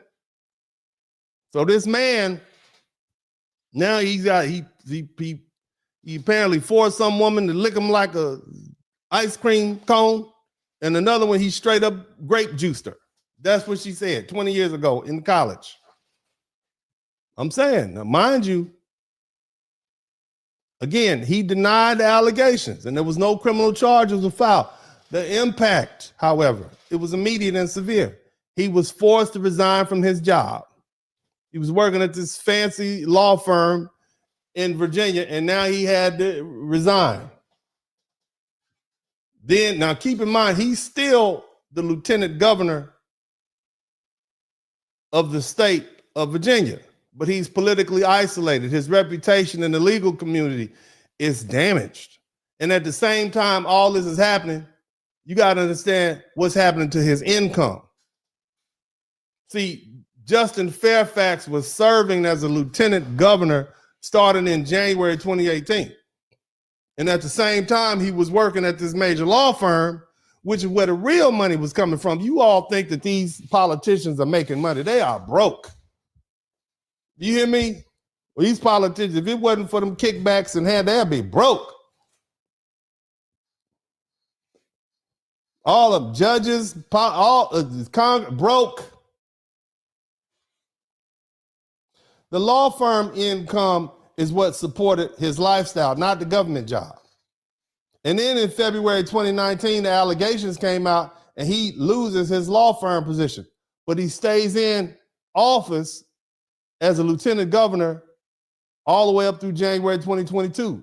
And so that means from 2019 to 2022, he's lieutenant governor, and now he's living off his salary, which is how much you think he's making as a lieutenant governor of Virginia, this huge, rich state. How much money you think he's making? Somebody give me a guess. How much money do you think the lieutenant governor of Virginia is making? Huh? Any guesses? You lost your job at the law firm. Somebody says 72,000. Most of y'all make more than that. He was making $36,000 to $40,000 a year. That's how much he was making, according to the internets. That's a drop. So your wife, the dental, the doctor is now having to pay. He's making $40,000, $36,000 to $40,000. You got a government job. That could not have been good for the relationship, could it? He was making that Pookie money, huh, fellas? All my snooty black people. He went from being a Columbia law grad to making Pookie money. And he got this wife who's a doctor. And they live in this, snooty part of Virginia. So now by the time you get the divorce, you're not dealing with a man who's still operating at a high level. You're dealing with somebody whose income collapsed years earlier. Now all the financial pressure from that is catching up, and at the same time, everything else is falling apart. He lost his job at the law firm. His political power is gone. He lost his credibility in these high legal circles, and his inability to recover his reputation affected his career, of course, his marriage, and his finances. This man, the reports are saying that he was increasingly isolated.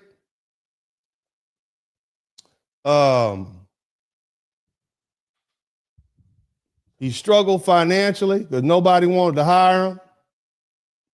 You understand what I'm saying?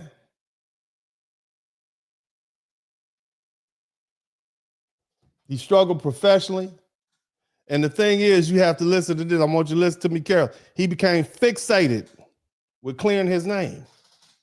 He became fixated with clearing his name because in his mind, the source of his issue was those women who came out and reported him for those SA events. That's what he was fixated with. You can't unring a bell. It's done. What's done is done. He definitely was. He's you know, he was fixated. Remember that. Somebody type fixated. All my good spellers type fixated. He was fixated. And see, the fact that he was trying to clear his name tells you a lot about what mattered to him. Shout out to Afro Merchant. Justin Fairfax wasn't just dealing with a divorce. He was dealing with a reputation that had already been damaged and a future that depended on fixing it. So now, at least in his mind, so now put that next to a full-blown custody fight that's not private, that's witnesses testifying in open court, that's documents, everything coming out in open court, every allegation, every financial issue, every question about his conduct, anything somebody saw him do, his conduct as a parent gets put on the record. His conduct in general gets put on the record because that's going to determine who's the parent or not. And if you're trying to rebuild your name from something that happened back in 2019 and now here we are in 2026, you trying to rebuild your name, and that's the worst possible environment to be in is a mean, nasty divorce. It doesn't help you. It makes it harder, maybe even impossible. And once that information is out there, you don't get to pull it back. Now there's direct evidence that the case was being used as leverage, but when you look at that the situation, you can see how that pressure lines up. He lost his job at the law firm, lost his political power, lost his credibility in these high legal circles. And after 2019, the reports show he became more isolated and he struggled professionally. It was all bad.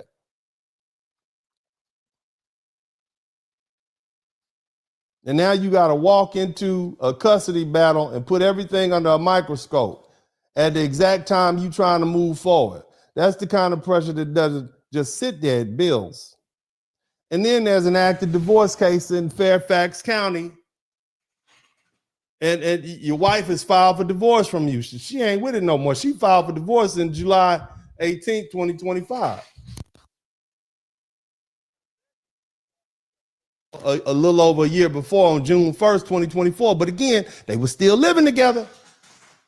They were still living together.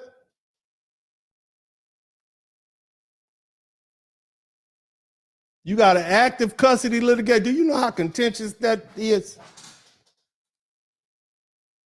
You still fighting over these teenage kids.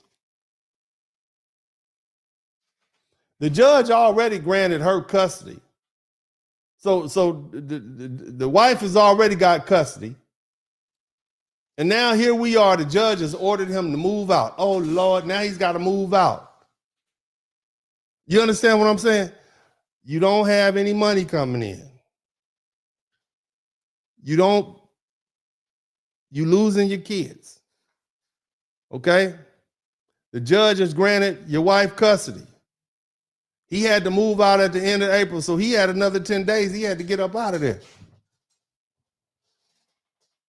Now, he was given joint legal custody, but she was the primary physical custodian, which means she gets possession of the house until the divorce is finalized. In fact, there's a decree that said that she is the undisputed primary caregiver. And that's the state is look. Can you imagine the tensions at that house? This man unalived his wife. I'm just trying to put you in the perspective of what's going on. They've been living in the same house with all this tension for an extended period of time. He was broke. They had a good thing. Then come to find out these allegations. I'm sure she was he was catching it. She was doing what women do. Now the judge, here we are now. And the judge has ordered him to vacate the residence at the end of April and give it to the wife. And the divorce is not resolved. You got to move out. And there was also a mental health issue in 2022 involving a handgun, which concerned the judge, which is why the judge said, yeah, you got to get on up out of here.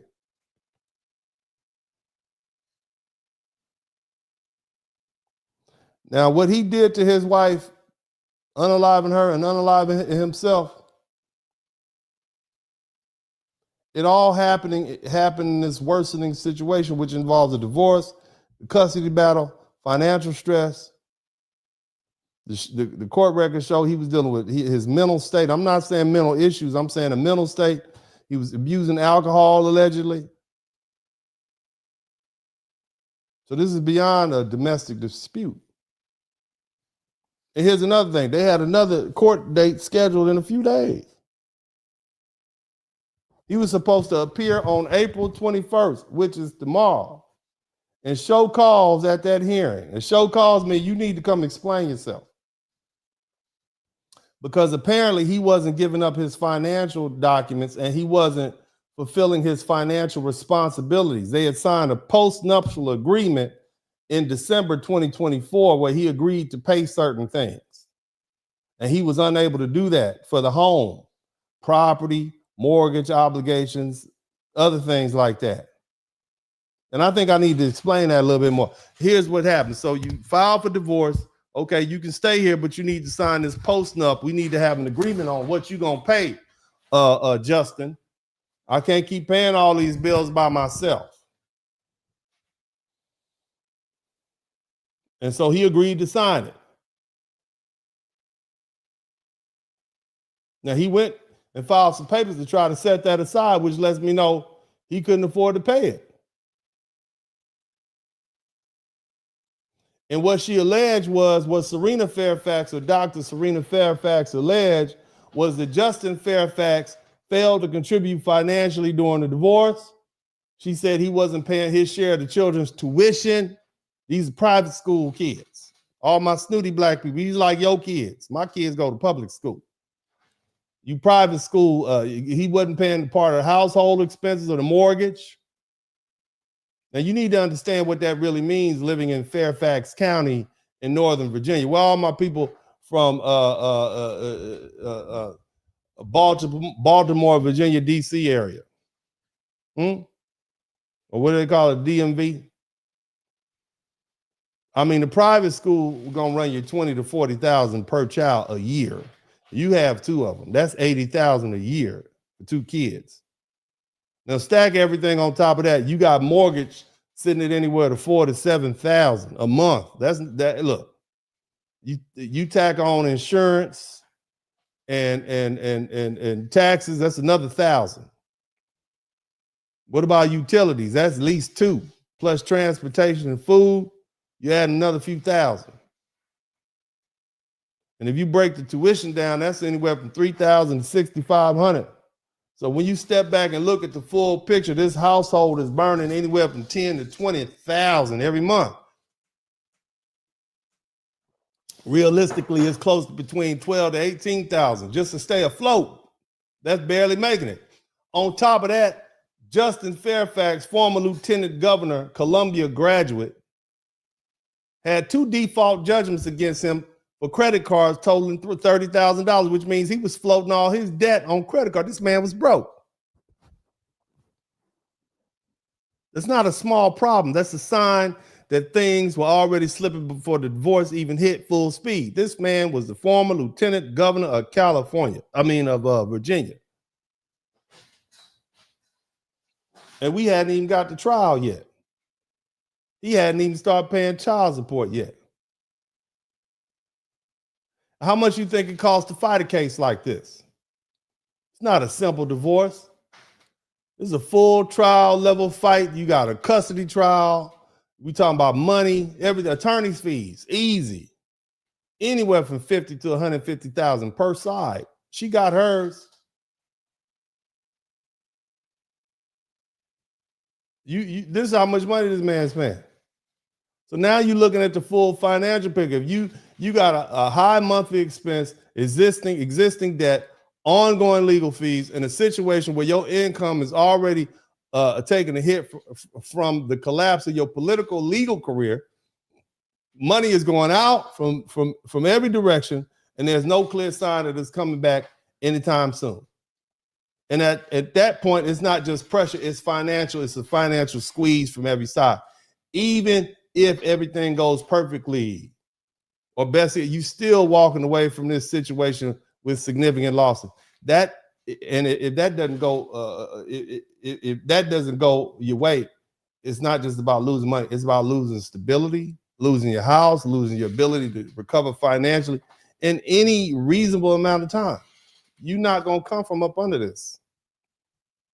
Look, we know this divorce was about money and who was gonna control the house.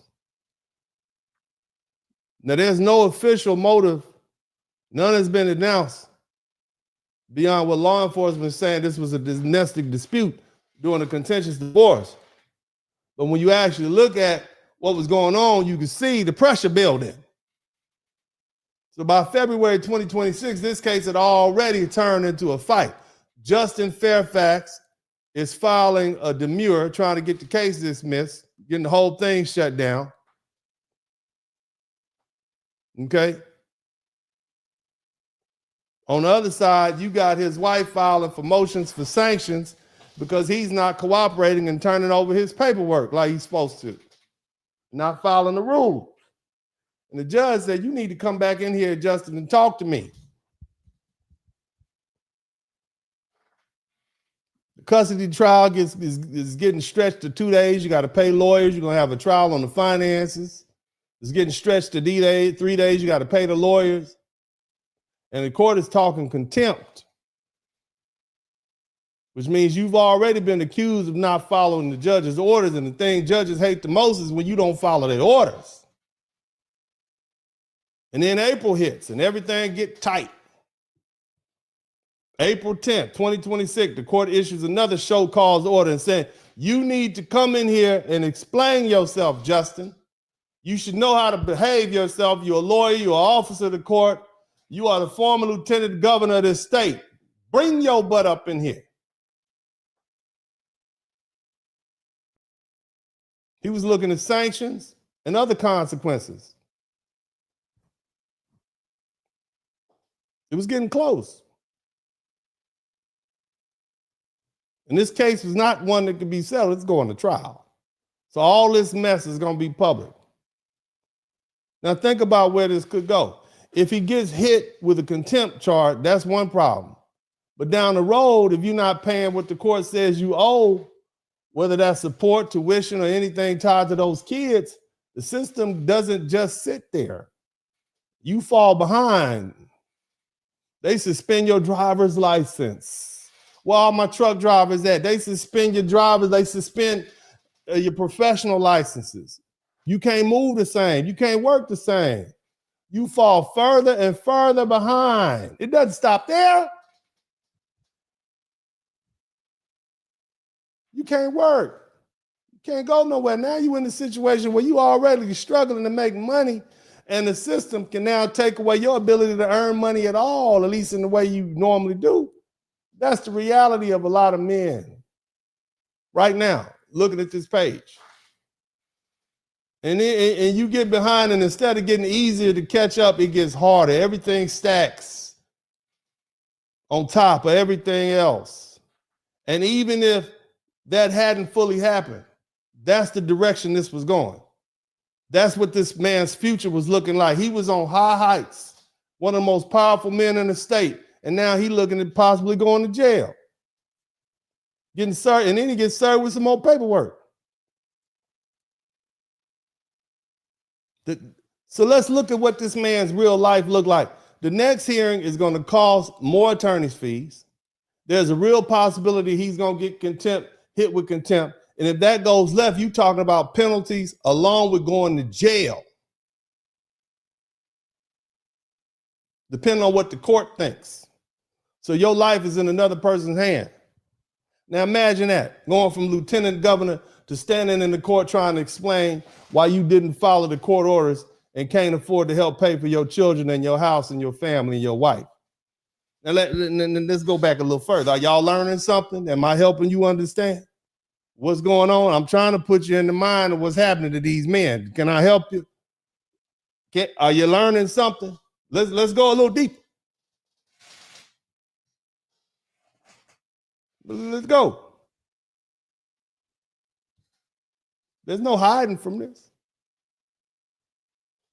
Whatever reputation this man thought he might still be able to salvage, that's on the line now. And once that comes out, you don't get to take it back. And at the same time, the court has already started reshaping the household. There are custody decisions in place. There's a move out requirement coming. And the key part is they're still living in the same house with all this mess going on between them. All this happened. You still living in the house? Oh, hell no. So now you got a situation where you facing losing custody of your children, losing your family, losing your house, losing your career. You're already in debt. You're already dealing with the fallout from the career. Everything's stacking up against you at once. You may not be on the street, but if you can't hold on to the house, where you going? You're going to be in somebody else's space. You're going to be sleeping on the couch trying to figure it out. That's a fall. And then you get to April 16th, 2026, last Thursday. That's the day. That's the day it hit the critical point. Exhibit lists get filed, both sides ready to go to court. That means everything is ready. Evidence is organized. The case is prepared for trial. And the court orders that anything involving the children gets sealed. This is in the actual records, which tells you the kind of very sensitive material that's being discussed. This isn't surface level anymore. This is deep into parenting. It's in the conduct. It's in the kids' life. And at that exact moment, everything is coming together all at once. He got a court date on April 21st. He's dealing with potential contempt. He's in custody fight that could reduce his role in his children's life. He's in a financial fight over assets, debts, agreement, and all of it is happening while he's still in the same house with the person that he's fighting with in court. There's no break. There's no distance. There's no reset. This isn't something happening on paper anymore. This is happening in real time inside his house. And at the end of the day, you got no money coming in, all the money going out. And you probably gonna lose anyway, no matter how much you put up. Your reputation is in shambles. Your situation is getting worse. And everything that's coming next is going to be public and permanent. And you drunk. Ain't no easy way out of this. Nevertheless, we know what happened on April 16th. And you know what the lawyers did on April 18th? They filed some documents entitled Suggestion of Death, which lets the court know that the people who were litigating this case are no longer with us. They have gone on to their ancestors. Next case. That's it. That's how that divorce ended. You can look at the internet. You see what he did to his wife. He unalived her and himself.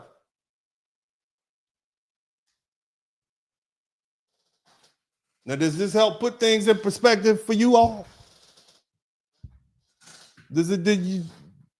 Are you understand? I want you ladies especially. Look, I've called these names a couple times. Crimson Cure, Shay Chardre, Messy Michonne. I want you all, because they don't want to hear what I have to say. This is too harsh for most people. They don't want to hear this. Me talking about this, I'm not making excuses. Have you heard me make any excuse for anybody? Not at all. I'm just telling you. This is what was going on. Anything you thinking about is what you determine in your own mind after listening to what I said and putting this all in context and giving you these facts. Now, that being the case, when you step back and look at both of these situations, I'm talking about the one that happened in Shreveport between Shamar Elkins and Justin Fairfax, two different men from two different places, two different lifestyles. What stands out is not how different these men were, but how similar the pressure points were that they were dealing with. On the surface, they come from completely different worlds. One man appears to have had limited structure, limited formal success, and was navigating a complicated multifamily household, and the other man did everything right, didn't he? Justin Fairfax went to the right schools, he had the right education, he married the right woman, he looked great on paper, right? At least by society's standards, elite education, professional success, political power, long-term marriage to his college partner. Two completely different paths from Shamar Elkins. Two completely different lives. And yet, they both ended up in the same place. No pun intended. Both men were going through a breakdown of their primary relationship. Both were facing the reality of separation and what comes with it. Loss of control over your household, uncertainty about access to your children, financial pressure, and the public or private unraveling of their identity as husband and father. And in both cases, this wasn't just about a relationship ending. It was about the collapse of structure. The life they had built or believed they had was being dismantled in real time, and neither situation offered a clean, immediate resolution. That's the common thread. Doesn't matter whether a man comes from the bottom or the top. When you combine relationship breakdown, financial strain, loss of control, emotional instability, you create a very dangerous environment. Divorce, especially a contentious divorce, it's not just paperwork. It's a process that can stretch out for months and years. Shout out to Mark the Freelancer. It can drain resources, it can limit access, it can create a feeling, real or perceived, that everything is slipping away at once. And for some men, a lot of men, particularly those who tie their identity to their title as father and family or status, that kind of collapse can be absolute. Now, to be clear, none of that justifies what happened in either one of these situations. And I don't want any of you all to think that that's what I'm trying to do. Nope. The truth is, most men go through divorce, custody battles, financial loss, and emotional stress without ever becoming violent. That distinction matters. But what these cases show is how certain combinations of pressure, relationship, and conflict, impending legal consequences, and financial strain and emotional distress can intersect at the same time and create a breaking point in a lot of folk who are not equipped to management. What did I say earlier? Some men aren't built to play the game. So what you're really looking at here is not a story about race or even about class. It's a story about how men respond under extreme pressure. One man had fewer resources, the other man had every advantage life can throw you, but in that moment when everything was collapsing at once, both of them failed to manage it. And the result was catastrophic. And that's the uncomfortable reality. Let's go a little deeper. Y'all ready to learn something? Are you ready to learn something? All you all looking at this broadcast on rebroadcast or whatever, make sure you subscribe to the channel. If you all have not taken the opportunity to subscribe to the channel at this point, boo-hoo on you. Subscribe to the channel. I know you're learning something. You're still here. Make sure you take the opportunity to subscribe to the channel. Hit the number 1 button. If you've subscribed already, subscribe again. I don't believe you. Subscribe. I'm trying to get to where I'm trying to get to in these numbers. So make sure you subscribe to the channel. Subscribe. Don't y'all want to see me get to be 100,000? Don't y'all want to see a nice shiny plaque up on the wall? This is a very uncomfortable conversation that we have. You see how I'm threading the needle with this? When have y'all ever heard me call in reinforce? I need the Crimson Cure at the front of the room. Messi Michon, I need you to come on out here. Shay Chardre, I need y'all to help me out. I'm going to lose subscribers to this. Okay? Because people don't like what I'm saying. I wouldn't like it either. It's uncomfortable. But either way, let's talk about a concept. Somebody type protector to predator. Somebody type protector to predator. See, that's what we're really looking at here. A shift from provider to predator or protector to predator. These are not men operating completely outside of society. One served in the military and put in 7 years of structured service. He followed orders. He lived within the system that required discipline and accountability. The other rose to one of the highest political positions in the state. Elite education, professional success, access to resources that most people never had, black or white.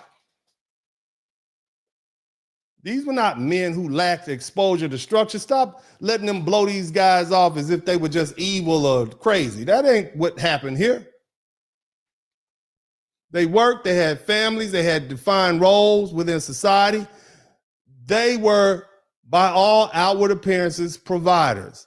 And that matters because it tells you that what happened here is not limited to one type of man from one background or on one level of success. It could happen to any of y'all.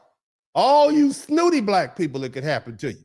All you snooty black men and all you Pookie and Ray Rays, you're in the same group.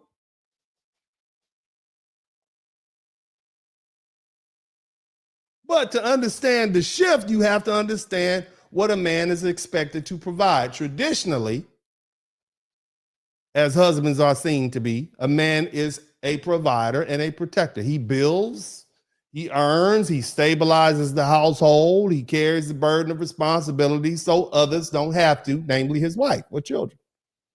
And that role is not just something he does. It becomes his identity.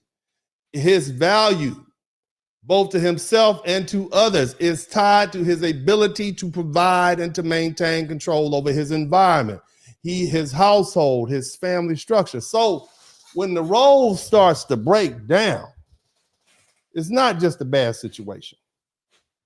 It's an identity crisis unfolding in real time. In both of these cases, that's exactly what was happening. Both men were going through relationship breakdowns at the same time. Both were dealing with separation, which brings with it loss of control over the household, uncertainty about the access to the children. Will I see my kids again?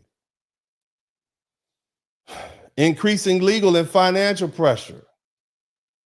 In one situation, you got this stepdaddy who's taking on all these children, playing a role, multiple relationships, already fragile. On the other hand, you got a long-term marriage, high conflict divorce, financial strain, tied to collapsing the economy, custody disputes, court orders, and you can be absolutely certain he was kicking himself in the butt for what happened, whether it happened or not, being anywhere near those women, for them to be close enough to lay allegations on you without you being able to dispute them irrefutably. It was a problem in the relationship. You understand? Different circumstances, but the same underlying pressure. Everything that defined their role as a man was being dismantled at the same time. That's it. Now, I don't use the word evil to explain this because the word oversimplifies what we're looking at and it shuts down the real understanding. It's easy to label something as evil and move on. It's much harder to ask what actually caused the shift, even from a religious standpoint. The idea that someone is immediately in some final state of judgment doesn't even align with these Christian spiritual interpretations that most of you all have that never actually read the Bible. But beyond that, it does not help us in the here and now understand these people, these men's behavior. What we're seeing here is something deeper and more uncomfortable. Yes, it's more uncomfortable than placing label evil on these people. It's the reality that under enough pressure, any man can change. Not slowly, not over years, but rapidly. You can snap just like that. And see, this is where the dual nature of masculinity comes into play. See, a lot of you folk oversimplify men. You all they want to do is watch football and drink beer. You don't know these men. On one side, you got a man that builds and protects and sacrifices and provides, and he creates order out of chaos. He stabilizes the family. He carries the weight so others don't have to. But on the other side, it's dark over there. That same drive for control and protection and provision can flip when it gets distorted under pressure. And control becomes domination. Protection becomes desperation. And provision turns into destruction. That same trait that once made him a provider, it doesn't disappear. It turns in the opposite direction. And women, you have your own version as well. On the light side of femininity, if you will, a woman nurtures, she supports, she builds emotionally. She creates stability through care and connection. And then there's the other side.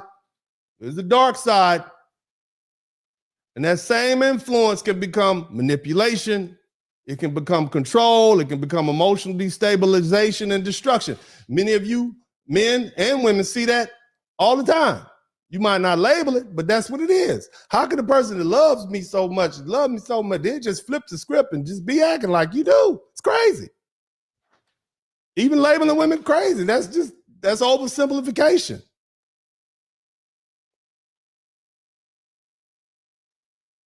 This is about understanding the nature of both men and women, and that they have the capacity to create and to destroy. The difference here is how deeply a man's identity is tied to his role as provider and protector. When the role collapses, it doesn't just affect his situation, it affects his sense of self. He ain't got nothing to lose.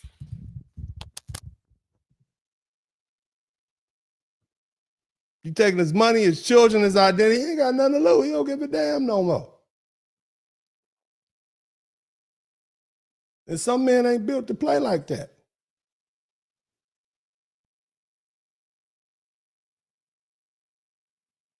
There's no relief. There's no quick resolution. There's no clear path forward. Shout out to James Turner. I know you don't like this conversation. I hope y'all are angry with me, but I hope it makes you think.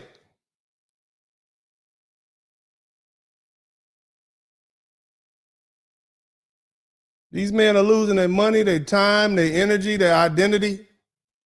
Getting limited access to the people that they sacrifice the most for, namely their children. They can't deal, they're not built for this. Not this generation. Nope. No. And then they crash out. They crash out. They don't rebuild, they don't adjust, they don't accept the process and play the long game. Instead, they collapse under the weight of everything hitting at once. Shout out to James Turner. Shout out to Patricia OJ2HQ. And see, here's the thing. When they crash out, they don't just take themselves out. They take everything around with them. That's the shift. That's what it means to go from provider to predator. Not that they were always predators, but that under extreme pressure, those same traits that once made them providers, they become destructive. And if we're being honest, that's the part people don't want to face, because it means this isn't about one man or two men in this case. It's not about a race of men. It's not about a class or wealth status or education. It's about the reality that under enough pressure, the line between building and destroying becomes thinner and thinner. And most men, most people in general, are uncomfortable admitting that. If we actually want to prevent this from happening again, we have to start there. Not with labels, not with outrage, not with fake outrage. This is a tragedy. This is hard. We know that. But we need to have some real understanding of what happens when identity, control, and stability all collapse at the same time. Look, man, do y'all want me to tell you what I think the solution is, or you want to run and hide? You let me know. If you want me to tell you what the solution is, or you want me to run and hide? See, the good thing about me is I'm seasoned. Hallelujah. Somebody type seasoned. I am seasoned. You could tell by these spots on my face and this gray hair. I'm seasoned. I know what I'm talking about. You can't get this everywhere. I'm weathered. Hallelujah. I am weathered. I'm speaking from experience, and I'm not talking about living through. I know what I'm talking. I know what's happening. I know exactly what's going on. Exactly. Now, do you all want real solutions? I'll tell you, but you don't want to hear it. I'm Uncle D. I'm going to put my Uncle D hat on, and I'm going to talk to you. Sit back with my jelly jar full of wisdom. Y'all, you okay? They said, yeah. Okay, cool. See, it's not one thing. It's layers. You're dealing with a pattern that shows up when pressure, identity loss, and isolation all collide. So the answer has to interrupt that pattern before man hits that breaking point. You understand what I'm saying? It's a confluence of things for my people who like big words. Confluence. It's the coming together. Let's try to break it down like this. You have to change how men are prepared for the game. Remember I said men aren't built to play the game? You have to change how they play this game. You got to put it on easy mode for them. You got to tell them ahead of time. First, you have to change how men look. Right now, a lot of men go into relationships, whether it's just boyfriend, girlfriend, or marriage, and fatherhood, with no real understanding of what divorce custody is. Or the financial obligations actually look like, especially if things fall apart. Many of these men didn't even have fathers. Let's just be honest. Many of them were raised by women all across the races. So when they get hit, when they fall apart, that's a setup for shock. Men need early, honest education, not just about how to build a family, but how to survive if the family structures break down. Did you all know that the majority of divorces are filed by women? Ladies, did you know that the majority of divorces are initiated by women, and the higher your education, the more likely you are to initiate the divorce? Did you know that, ladies? Y'all didn't know that, did you? You think it's a bunch of men leaving the women. Actually, on paper, it's a bunch of women leaving the men. You don't have to like what I'm saying. Somebody call Shay Chardre. I'm going to lose all my followers. Somebody call the Crimson Cure. They're going to leave. I'm not trying to make you mad. I'm just telling you what the facts are. So we need to prepare men for that if they decide to get married. If you decide to have a baby by a woman, prepare that you're going to be on child support. You got to give up all your financial information, and they're going to go ahead and seize your money every 2 weeks. That 25%. Just saying. It is what it is, baby. So let's prepare him for it. And see, that part of the education has to be real. It can't be romantic. Marriage is not just about love. It's a business. It's a business relationship. Marriage is a legal contract with financial and custodial and long-term consequences.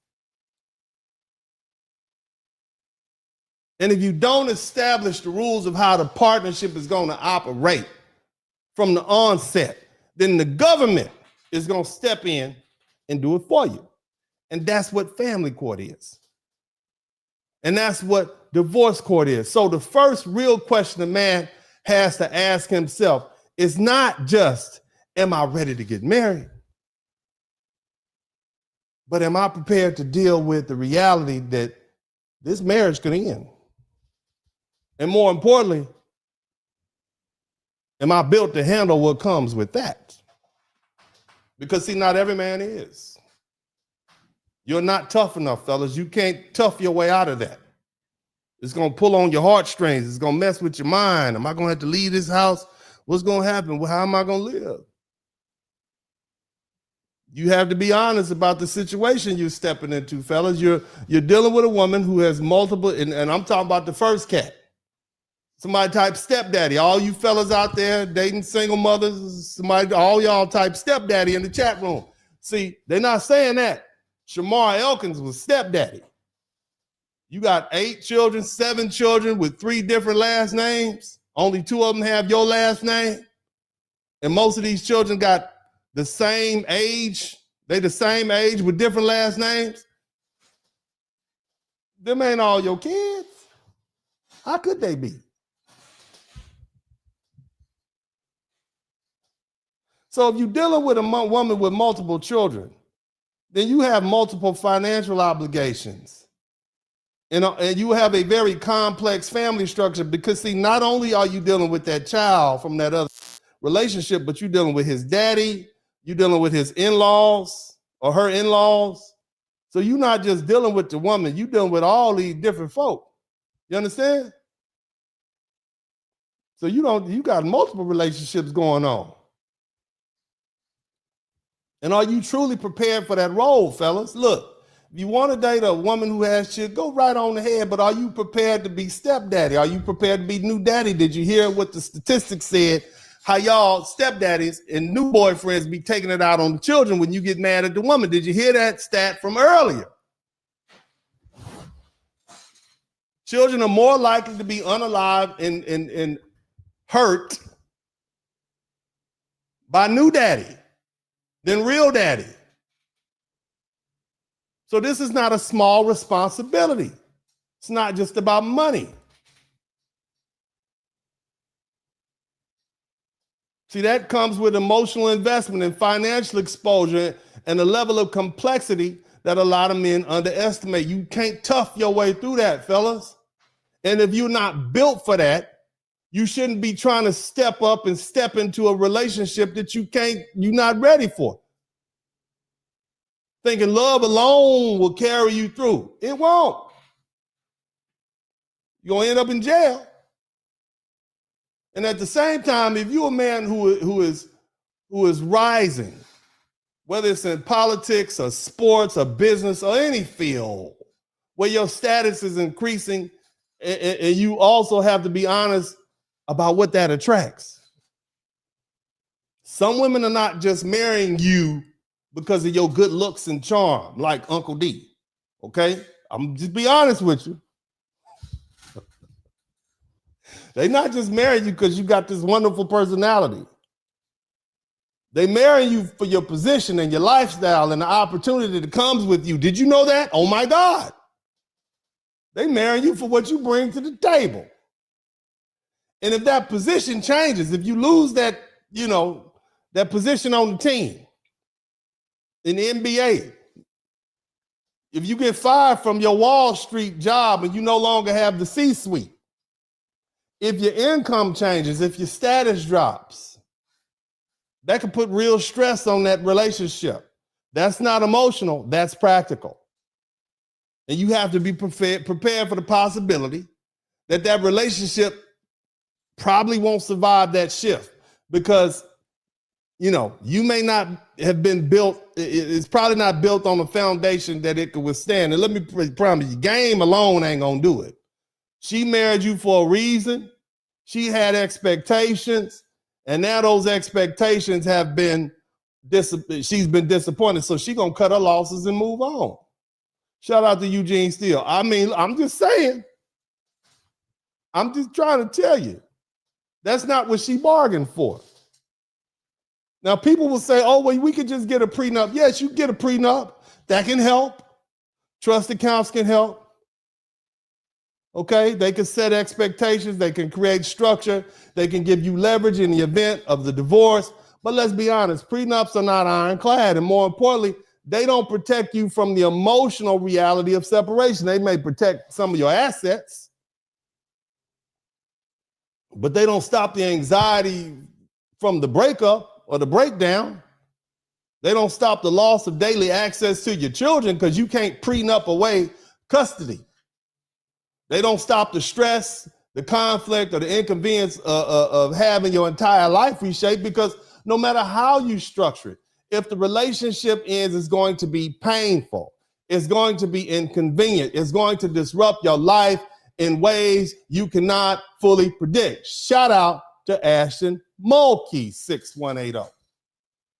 So preparing for the game means preparing for all of it, the good and the bad, the building and the breakdown. It means understanding that marriage is not just a romantic decision, it's a strategic one. And if a man has not prepared for both sides of that reality, if he's not prepared to build and also prepared to lose, then he's walking into a situation that can break him. And that's where the problem starts. Number two, that was number one. Number two,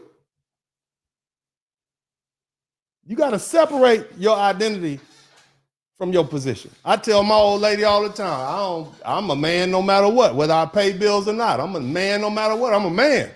I know who I am. I like who I am, and I'm not going to change. Have you all bought my books, Rules to Live By? That's one of my rules to live by. For you all who don't know, Uncle D authored some books many years ago. You can get them on Amazon.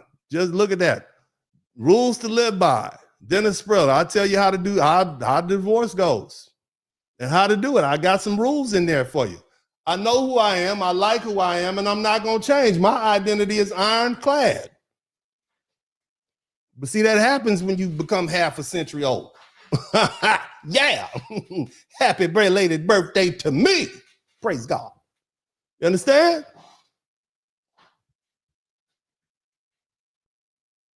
See, the problem in both of these cases with these two gentlemen is that when the role collapsed, husband, provider, head of household, the man collapsed with it. And if you don't believe they collapsed, look at the news reports. They clearly collapsed. Anytime you crash out like that, you have collapsed. You have collapsed. If a man believes I'm only valuable if I have my family and my house, my control, then losing those things feels like losing his entire existence. And that is dangerous. Men have to be taught, boys have to be taught and constantly reminded that they are still men. They're still valuable. They're still human beings with intrinsic value, even when they lose their position, money, or access. It's not about what you can produce. It's about your mere existence. And see, this shift alone reduces that desperation that these men had. In this regard, you got to separate your identity. You're a man, not because of what you can do or what you can provide, but because you're a human being. And nobody can take your manhood away from you. Nobody can take your humanity away from you. Your title doesn't define you. When you pass away, nobody's going to care about your title. That's ego. That's pride. That's something you carry while you're here. But if it's not who you are at your core, it's just not. Now, don't misunderstand. You should fight for your children. You should fight to try to preserve what you can in your, if you've earned it and you made money during your marriage, you should fight. And you should fight to be, but more importantly, you should fight to be in your children's lives. That's your responsibility. You should never not fight for your children and get as much time with them as you can while they're young. But why would you fight to stay with someone who does not want to be with you? If a woman is divorcing you or you're divorcing her, then the relationship is no longer your identity. And and the truth is, it probably never was your identity to begin with. It was something you attached yourself to. It was something you built around yourself. But it was never the foundation of who you are as a man. And the same thing applies to status. If your identity changes, if you go from being a lawyer, a public figure, a lieutenant governor, or anything else, and now you're no longer that, then yes, things are going to change. Your environment is going to change. Your access is going to change. The way people treat you is probably going to change. But that does not stop you from being a man. That doesn't erase who you are. It just means you have to restart. And that's the part a lot of men are not prepared for, the restart.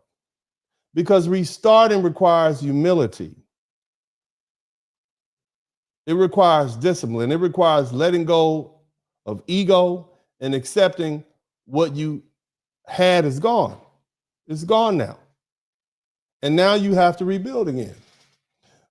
But if a man can understand that his identity is not tied to his position, then losing that position doesn't destroy him. It forces him to adjust. And that's the difference between a man who rebuilds and a man who crashes out. Okay? Now, another thing, pressure release system for men. This is going to be a little spicy. I want you all to cover your ears if you don't like it, because I'm going to tell y'all some stories. Okay? Fellas, you need a pressure release system that actually works, which means something that you actually like to do. Okay? Right now, most men deal with stress and isolation, or you drink, or you do something deleterious to yourself. You don't talk, you don't process, and by the time you do, it's too late. Okay? There needs to be normalized, non-stigmatized outlet, whether that's with peer groups like you do here. I'm kind of like a mentor to a lot of people, and that's cool. This gives them a chance to hear me say the things that they're thinking, and it makes them feel good. Okay? You need somewhere where you can deal with the anger and the loss and the frustration without building into something explosive. Not therapy in the abstract, but real accessible support that men will actually use. Something practical, something that meets men where they are. Okay? Now here comes the part people aren't going to like. Some men are going to tell you when you're going through a divorce, you need to sit there and suffer and act like your life is over and just wallow in it. Like old Sal in some slop. I think that's the worst advice you could give a man. That mindset keeps you stuck, it keeps you depressed, and it pushes the man closer to breaking. My position is the exact opposite. Okay, you need to treat the moment that you file for divorce like I did, or your wife files for divorce, like you just been given your freedom papers. You hear me? Like you about to leave Alabama on the next train, headed north. You're no longer tied to that situation where someone doesn't want you. You're no longer waking up every day dealing with conflict and tension and rejection in your home. Yes, you may have to pay some child support. Yes, you may lose a significant portion of what you've earned. But at the same time, you're no longer in the space where you're unwanted, and that matters. So instead of collapsing, okay, and going to the bar in the middle of the day and drinking yourself into a hole and catching cases and DUIs like both of these dudes did, losing your ability to work, you need to redirect that energy. You need to build a new routine. You need to create a new environment. You need to invite people into your life and bring some level of peace and enjoyment that you like. Do things that break the cycle of stress. Try new experiences. Travel. Travel if you can. Change your surroundings. Give yourself something to look forward to so that your mind isn't stuck replaying what you lost. What do I mean by that? What I mean is, fellas, do what you like to do. Me, I went to church because I love Jesus. Of course, I went to church. But I know people who, upon learning that their divorce was initiated, they went straight to the strip club and Tuesday. They got Wing Tuesday over there. Fried chicken, like, wow, nobody's calling me and texting. Not me. I would never, after filing for divorce, go to the strip club for fried chicken wing Tuesday. I would never do that. I would never fly me and some fine young ladies to Miami and hang out. I would never do that. I would never, ever, ever do that.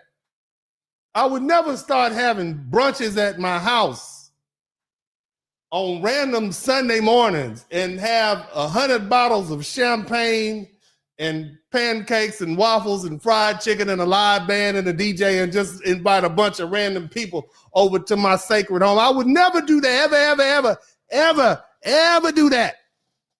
And then post it all on Facebook for everybody to see. I would never do that. I was with Jesus. I went to Sunday school at least once. Probably, maybe not. I would never go buy a Bentley. How dare you? A Bentley, a two-seater, a two-door. You have two children at the time. Not me though. I'm just saying I wouldn't do it. I would never get more stamps in my passport from the time I got divorced until the time I got remarried than the stamps that they have in them food stamps that my cousin used to get and sell to my grandma. I would never do that. I would never become an original passport bro. I would never do that. I was with Jesus praying. Okay. However, if I did, hypothetically, I think that would be a good thing. Because see, I wouldn't have been stuck around here. Not me. I wouldn't be stuck around wherever I was, wallowing and being sad. Poor me, woe is me. I wouldn't be that. I'll be like, man, fuck them kids. Excuse my way, fuck them. I'm going to Colombia. Shit, man, having a good time, boy. What you talking about? What Cartagena? How you spell that? How you get that on here? I would never do that. Not me. I would never go to Rio and, my poor, bless her heart, ex-wife is stuck somewhere, doing whatever she doing, and I'm down in Rio on the beach getting black as hell. The sun is hot in Rio. I don't know why the sun is so hot in Rio, but I get about 6 shades darker in Rio. And there was a person out there giving tattoos out, and I was like, well, I want one of those tattoos too. It was a little fake tattoo. I got a little Texas Longhorn. Well, not me, because I wouldn't do it, but somebody that looked like me and my height and my build got a Texas tattoo just to get one, because I ain't never had a tattoo. I wouldn't do it, okay? Never me. I was with the Lord. Hallelujah. But bottom line is, fellas, have you a good time. Do whatever you need to do to blow off steam. Survive it. I just want you to survive it, okay? Because then life start looking a little better. I'm not saying go out there and start bungee jumping and doing crazy stuff, but you can have you some good fun and blow off some steam and it keeps you motivated. You can look forward to that instead of the next court date. You look forward to your next trip or your next party at your house or your next hanging out with your friends instead of looking forward to your next child support payment. You just doing time, okay? Okay, and then you start seeing things different because, see, the reality is if someone doesn't want to maintain a relationship with you, whether that's your former wife, girlfriend, or even at times some strained relationship with your children. Again, fuck them kids. You don't like me? Go on with your mama then. Now, my kids, I'm just saying, hell, bye. See you later. I'll get me some new kids. The second group of kids usually look better than the first group of kids anyway. Y'all know the truth. Them first group of kids are ugly. You know that. That's what you could get when you coming out of college. But now you 40, 50 years old. The second group are handsome, good look. That's a beautiful child. You know, I'm just keeping it 100, which is true, right? More money, better looking women. That's kind of how I go. But anyway, bottom line is you can position yourself for the future, and you can remain available. You can stay consistent, but you can't destroy yourself trying to hold on to something that is actively slipping away. And the focus in that critical moment has to shift back to you and your stability and your mental state and your ability to keep moving as opposed to crashing out. What would y'all advice would you have me give these dudes? For you all who are mad at me for telling them, well, hell, go have a good goddamn time. But who's mad at me for saying that as opposed to, yes, sit there and sulk and crash out? What would y'all have me to do? Look, I know what I'm saying sounds unorthodox. I know it sounds harsh, it's crass to some people, but the goal here is not to sound good. It's to keep a man from going from pressure to collapse. It's to get him from point A to point B without falling into depression and without spiraling, without crashing out and hurting himself or others. If reframing that situation as a form of liberation helps him move forward instead of breaking down, then that's a tool that works. Because clearly the alternative, silence, isolation, and suffering in silence, that's not working. And at the end of the day, there's a reason people say divorce is expensive, because it costs for something that you get out of it, okay? But it also gives you the opportunity to rebuild. Now, here's some realistic navigation of legal financial process. I hope you all are learning something. This is the fourth solution, okay? There has to be realistic navigation of the legal and financial process. Divorce and custody battle become dangerous when they feel endless and unwinnable. Get yourself a good family law lawyer, preferably one that specializes in family law. If your lawyer says he specializes in criminal, personal injury, and family, don't get that lawyer. You don't get that lawyer. Get you one that says family law. If you get a lawyer that does anything other than family law, you're not gonna like the outcome. Get you a lawyer that does 100% family law. Now, he may do wills and testaments. Get you a lawyer that does 100% family law, preferably one that's board certified. I'm giving you some advice. It's free advice. If your family law lawyer is not board certified, it's not gonna be good. Now, you probably pay a little bit more, but you're gonna like the outcome better. Okay, that's my legal advice. This is the extent of it. Okay. Now, the thing is, the longer the fight drags on, with no resolution, the higher the pressure and the higher the risk of collapse. Now, the uncomfortable truth is there's really no clean way around a marriage when it's time for divorce. You're already in it. The system moves at its own pace. It costs what it costs. It takes the same time it takes. So the best move isn't trying to fix it in the middle of the storm. The best move is preparing before you ever step into it. That's where the planning comes in. I tell men all the time, don't rush into marriage before you're established. There's no reason. I say wait until you're 30 or 40. By that point, you have time to build something in your life. You have some separate property. You know who you are. You know what you've accomplished on your own. You've had time to understand your finances and your habits and your boundaries. And more importantly, you've had time to learn yourself, because that's the biggest mistake men make. Not that they don't know women, it's that they don't know themselves.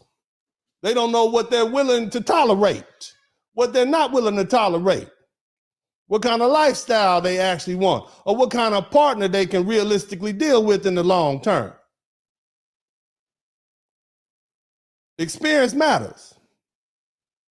But by the time you're more seasoned, like Uncle D, a little salt, a little pepper, a little speckle on my face, You dealt with enough relationships and enough ups and downs and trauma to recognize the patterns. You know, if you keep your head down and keep pushing forward, pretty much I'm gonna get through it. I might have some scrapes and scars, but I'm gonna get through this thing, man.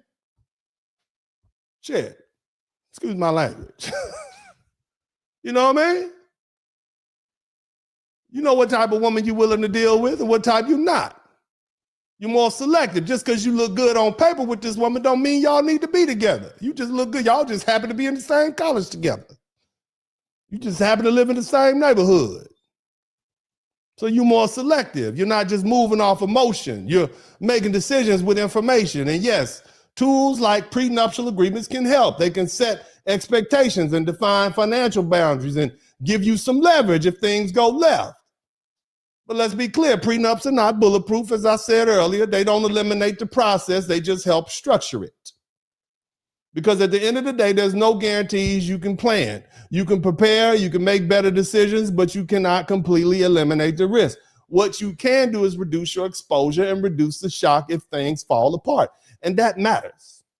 Because a man who understands the process going in, even if it's difficult, is far less likely to feel blindsided or trapped and desperate when things don't go his way. And that alone can be the difference between managing the situation and completely losing control. Now look here. Y'all still with me?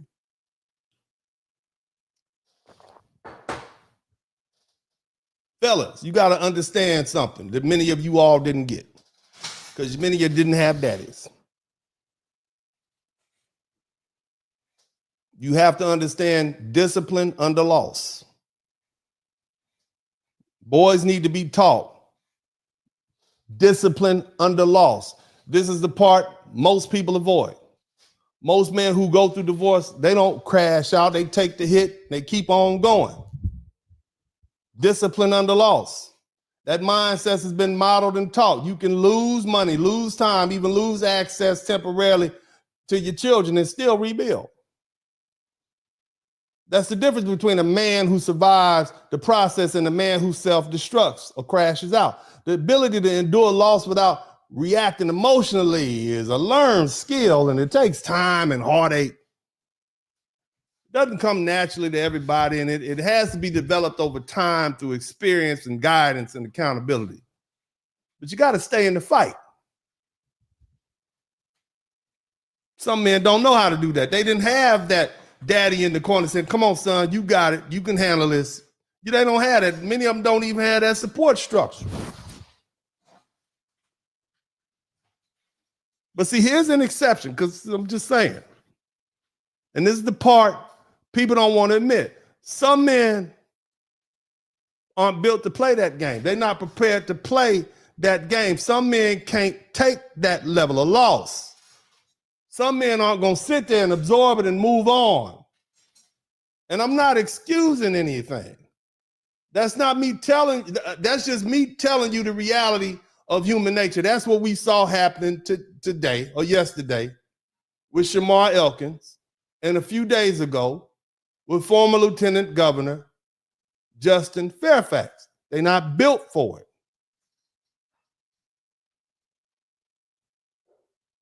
You can expect people to behave a certain way if you want to. You would expect that a former lieutenant governor, attorney, he would act civilized, right? You could expect a father, a military man, someone with structure and discipline to handle the pressure and be in a controlled way. Right? That's what you expect. We all expect that. But the truth is, you don't know. Because at the end of the day, you're still dealing with a human being, and human beings break. And they break differently under different pressures at different times. So you never know. So what does that mean? It means we need to be more aware of how we treat each other. Ladies, we need to be more aware of how we treat our men, especially in high pressure situations like divorce and custody battles. Where's the Crimson Cure? Have y'all tagged her to come in here? I need her and Shay Chardre and Messi Bashar. Let me say this again. Ladies, and I know you don't want to hear from me. You probably think I'm biased. Oh, he's a man. It means we need to be more aware of how we treat our men especially in pressure situations like divorce and custody battles. Now, I'm not excusing anything those men did, but I'm just saying we need to be more aware of how we treat them in these pressure situations. It also means that the courts, judges, all you judges, I know there's a lot of young people who like to watch me and they want to be lawyers, and some of you will end up being judges. It means you. You understand?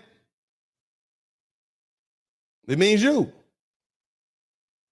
It means the courts, the lawyers, the judges, and even the individuals involved, the parties who are litigating, need to understand that just because the system expects a person to comply and to absorb and to endure, that does not mean they're capable of doing that without consequences. Some men aren't built to play the game.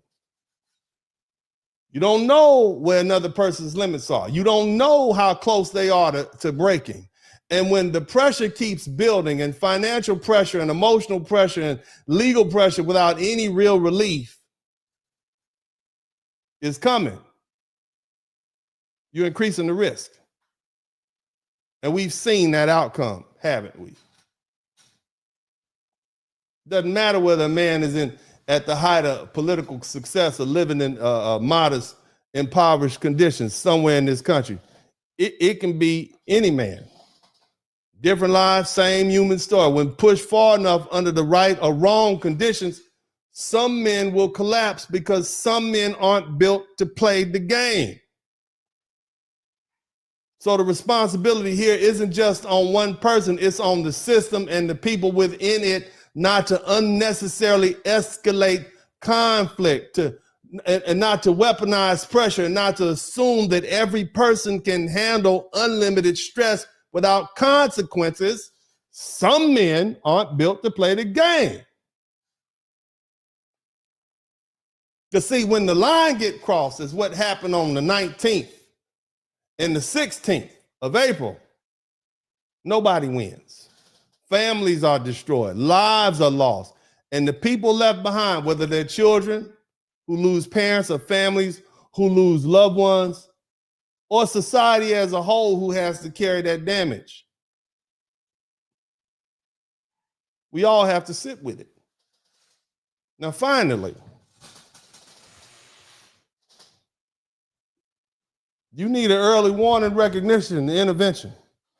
In both of those cases, there were signs.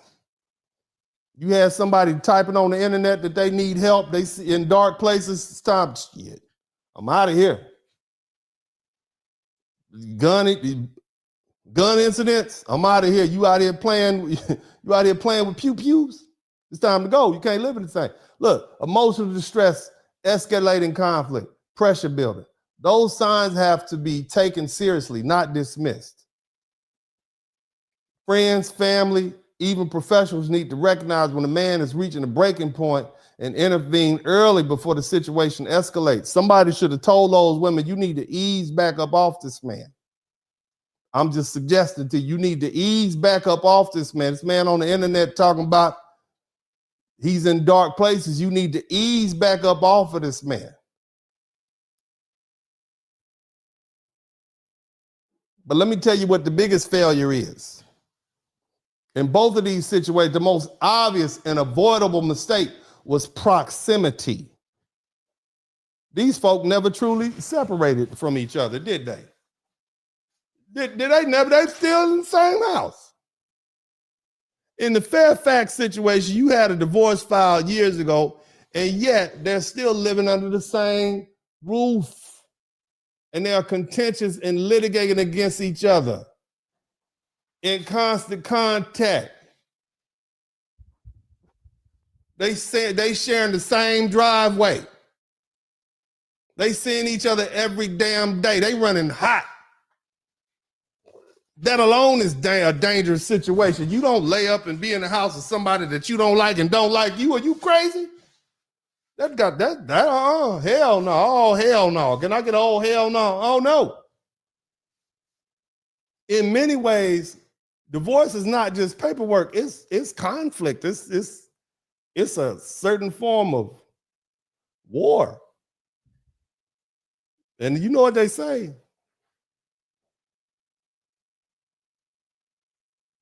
You taking positions against each other. You making moves that go directly against each other's interests, finance, emotion, reputations on the line. And y'all still living in the same house. Y'all still messing around with each other, sharing the same space, drinking out the same water faucets. You still seeing each other every damn day, pouring fuel on the fire. Even looking at you make the people mad at you when they don't like you. There's no cooling off period. There's no emotional distance. There's no reset. There's the pressure just builds and builds and builds. And the same thing applies, both of those cases. Whether we talk about Fairfax, what happened up there with the lieutenant governor in Shreveport, what just happened yesterday. If you are separating from someone, if you're breaking up, if the relationship is over, there's no reason to still be in close proximity. There's no reason to be going back and forth and still interacting and trying to be cool. In a way, that just keeps up emotional intensity a lot. Don't do that. When you break up with someone, be a man, be a woman, and make it clean. Move on. Leave. Be man enough or woman enough to leave. Separation means just that, separation. You can't separate while you still living under the same darn roof, still showing up at each other's spaces, still engaging in the same emotional environment that causes the breakdown in the first place. That's the early warning system right there. Distance. When I went through my divorce, I filed for divorce. The first damn thing I did was leave immediately. There's no back and forth. There's no maybe we can reconcile. There's no confusion. Once the decision was made, it's final. I removed myself from the situation completely because I understood that staying in that environment would only make things worse. And a lot of people are not grown enough to do that, but I'm grown. That's what grown people do. Go ahead and take that loss head on. It is what it is. People will come up, oh, you'll be all right. Y'all should work it out. They just want to see some mess. They know y'all ain't been getting along for years. Y'all can reconcile. Look, maybe for some people that works, but for most people, once it gets to the point of divorce and the relationship is over, continuing to stay in close proximity only increases tension and conflict and emotional stability and confusion. Get your ass on up out of there. And see, this is where your real friends and family and even the system itself needs to step in. Somebody should have said, y'all need to go on y'all separate ways. One of the elders in the family should have said, y'all need to go on about y'all business. Y'all need to get on up out of here and stop messing around with each other. We don't have any more grandmas up. You can go stay at grandma. He can't come over there. She can't come over here. Leave that man alone. Leave that woman alone. Create some distance. Because once that pressure starts building up, there's no release. You are creating a situation where anything can happen. And if one person refuses to leave the other alone, that's when you start using the tools available by the courts of restraining orders and law enforcement as necessary. But the priority has to be to separate. Because that house is not that important. It ain't that important now, is it? To none of them. None of these houses that they was trying to hold on to, none of that is important, is it? Right now, huh? See, you trying to stake your claim and stay there. Material things are not worth your lives. And that house is going to be sold real soon. That's what's going to happen. The bank is going to take it, but the house belongs to the bank. Somebody else is going to be living in it. Somebody else is going to be enjoying that house you've been trying to stake out in. But the people involved, they're gone. They're going in the ground. They're gone. And now your family's left destroyed because you're trying to hold on to what you think you was entitled to. Because of the legislature, the courthouse, and the law book say you entitled to half and some more of that and some more of this. There ain't no winning in this situation. So the early recognition is it's not complicated. It's not abstract. It's simple. When the relationship is over, leave. Create distance. Remove the pressure. Because if you don't, you're allowing that pressure to build unchecked. And when it reaches a certain point, you're no longer dealing with someone you can control. And by then, it's already too late, because once a man reaches a point where he feels like he has nothing left to lose, you're no longer dealing with a problem you can fix. You're dealing with a situation you can only react to. Now, I got some more to say. But right now, I want to thank all you beautiful people who contributed to the Super Chat, the Cash App, and the PayPal. This is a very sensitive subject, and as I tried to handle it the best I could. But what I said, I feel needs to be said. And if you all feel as though what I said needed to be said, it needs to be put out there. If you've learned something today, I should earn something. That's how I do. Now, that being the case, I want to give a shout out to the 15 people who contributed to the Super Chat, but I first want to acknowledge the people who contributed to the Cash App. The Cash App is running across the bottom of the screen. You don't owe me a damn thing. Let me say that right now. You don't owe me a hot damn. You don't owe me nothing. Nothing. I don't want nothing from none of y'all. I don't want nothing from none of y'all. I do this because I do this. You understand me? Nevertheless, I want to acknowledge all the people who did learn something, and you don't owe me nothing unless you learn something. But if you learn something, I should earn something. That's no guarantee that I'll get anything. But the bottom line is, big shout out to Reggie Banks. Reggie came through with the $100. Thank you so much, brother. I appreciate you learning something. Thank you so much. Who else we got in here? From the Cash App. The Cash App is rolling. Shout out to Mr. Robert Williamson. Thank you so much. Also, Clara Freshly, thank you. Pamela Hyman, thank you. James White, Karen Mathis, Brianna Reeves, thank you all so much. You all beautiful people. Thank you for the Cash Apps coming through. All right, we got 15 Super Chats. I would like to go ahead and read the Super Chats and read what the people have to say. And we'll try to address each one. Beverly White, thank you so much, baby. 5438. Thank you for the $10 super sticker. Who else? Kenneth Williams, 3932 for the content. Thank you so much. I appreciate you. Kimi Queely, thank you for using your legal expertise on this issue. This is common sense. This is all just common sense, sir. All I did here was just give y'all some facts. I know what this media tries to do. They try to disparage black men and try to make us all look bad and whatnot. So, this is what I do. Okay, my man said, James Turner, 5029. I wonder what his military background was. Thank you so much, brother. I appreciate you. I don't know what his military background is.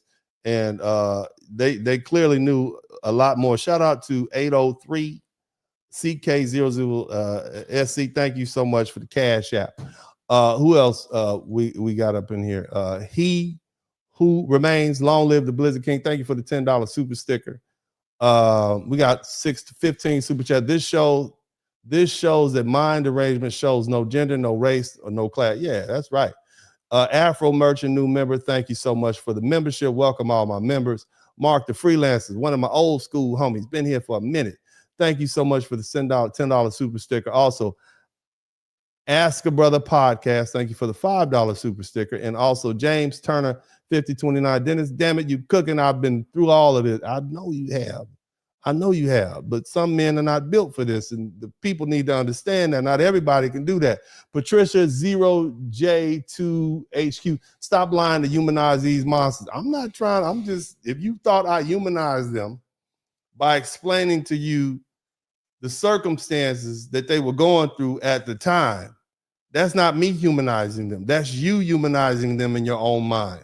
That's me forcing you to look beyond that narrow scope and actually have to learn something. That's all that is. And the fact that you're fighting with it means that you actually did learn something. And that's cool. I've done my job, baby. Patricia. Be mad all you want to be, Patricia. I don't care. I did what I do. Anyway, Big J773, this broadcast was another example of how important your channel is. No other channel took the time to investigate this situation and break it down. How you deal with the facts and logic, no more time off in between broadcasts. Shit, I'm taking me a time off. What are you talking about? I ain't gonna be up in here all day with y'all. I got things to do. But thank you so much, Big J. Talk about you need to go. I'm gonna take some time. I might take another 2 weeks off. Ain't nothing you can do about it, Big J. I ain't coming back up in here with screaming at the YouTube. You see, I'm here early. I got to go to sleep. I can't be up late at night with y'all. Uncle D is getting old. I got to preserve my health. Praise Moses. But anyway, shout out to you, man. Thank you, Big J. Oh, man. No, I'm going to do some more this week, man. I didn't even plan to do this broadcast today. I had something else planned. But anyway, Eugene Steele, 598. Fellas, before seeking a relationship, make sure you understand who you are, establish your standards, your mind is right, and establish your peace and habit. Ain't that the truth? Speak it, speak it, speak it. Ashton Mulkey, thank you for the $20 super sticker. Also, great wisdom counselor, Bachelor Party is listening. Hey, what's up, man? Oh, my brother BMI 3000. What's up, Doc? Good seeing you in here, Doc. So look, I hope you all appreciate what we did here. We got 15 super chats. Shout out to everybody who contributed to the super chat. Let's go ahead and wind this thing on down. Again, family. Okay. Let me close with this. All right. And I appreciate everybody who came through. Y'all make sure you subscribe to the channel. Make sure you hit the like button. Look, the reason marriage rates are down in this country, it isn't speculation. It's data. Okay. Marriage rates in the United States have been declining for decades. Fewer people are getting married. All right. People are getting married later, and people are choosing to opt out entirely. Now, here's the thing you have to understand, ladies, and I know you don't like that. I would suggest that perhaps maybe when you start thinking about marriage and relationships, men are the ones who decide who they get married to. Okay. Women may be the ones in charge of who's going to have sexual relations and who's going to impregnate them to have a child, but it's the man who decides who he wants to marry. Okay. So if marriage rates are down, that means men are not wanting to get married. Shout out to Sherry65. Always be careful and gentle when dealing with feelings of others, especially when the relationship breaks down. That's so true. Thank you so much. So, you know, there are a few marriages because men are they don't want to get married. And at the same time, you see a rise in numbers of single mothers, single mother households and delayed family formations, and more people, men especially, they remove themselves from the dating and marriage market. Okay. You can look around and on the internet, and I do from time to time. Again, I don't give relationship advice. This is not relationship advice. This is at this point, we just talking about basic survival. This is what we own today. All right. But what I'm trying to explain to you, family, is that, you know, it's hard. Brothers are not, men in general, are not hitting on women anyway. They're not going to the singles bar. Shout out to NTZ Club. They're not. They're not in the dating market anymore like that. All right. A lot of men have looked at the system, and there's a reason. A lot of men have looked at the system. They looked at divorce. They looked at child support. They looked at the custody battles. Right. They looked at the financial exposure. It's expensive. They've made a decision, and it's not an emotional decision. It's a calculated decision. They've said that that's not a game I'm willing to play. So instead of trying to win the game, they said the only way to win the game is not to play. So they are not playing. And instead of stepping into something they know they're not built for, they've stepped out of it completely, and they're seeing the results of that everywhere. That's what you're looking at right now. You have more conversations now about women going to single events, saying that they can't find men, saying men aren't approaching them anymore, saying men aren't engaging the way they used to. And instead of asking why, the response is frustration directed at men. But those men are telling you exactly what the issue is, not with words, but with their actions. Men vote with their feet. They don't want to deal with the risk. They don't want to deal with the long-term consequences. They don't want to deal with the possibility of losing everything in a system that they don't trust. And you know what? I support those men. If a man knows he's not built to be a husband, if he knows he is not built to be a father, if he knows he's not built to deal with the legal and financial realities that come with that, then the most responsible thing for that man to do is remove himself from the possibility of that situation, period. That's not weakness. That is not weakness. That is awareness. That is discipline. That is a man understanding his limitations and acting accordingly. And instead of trying to shame these men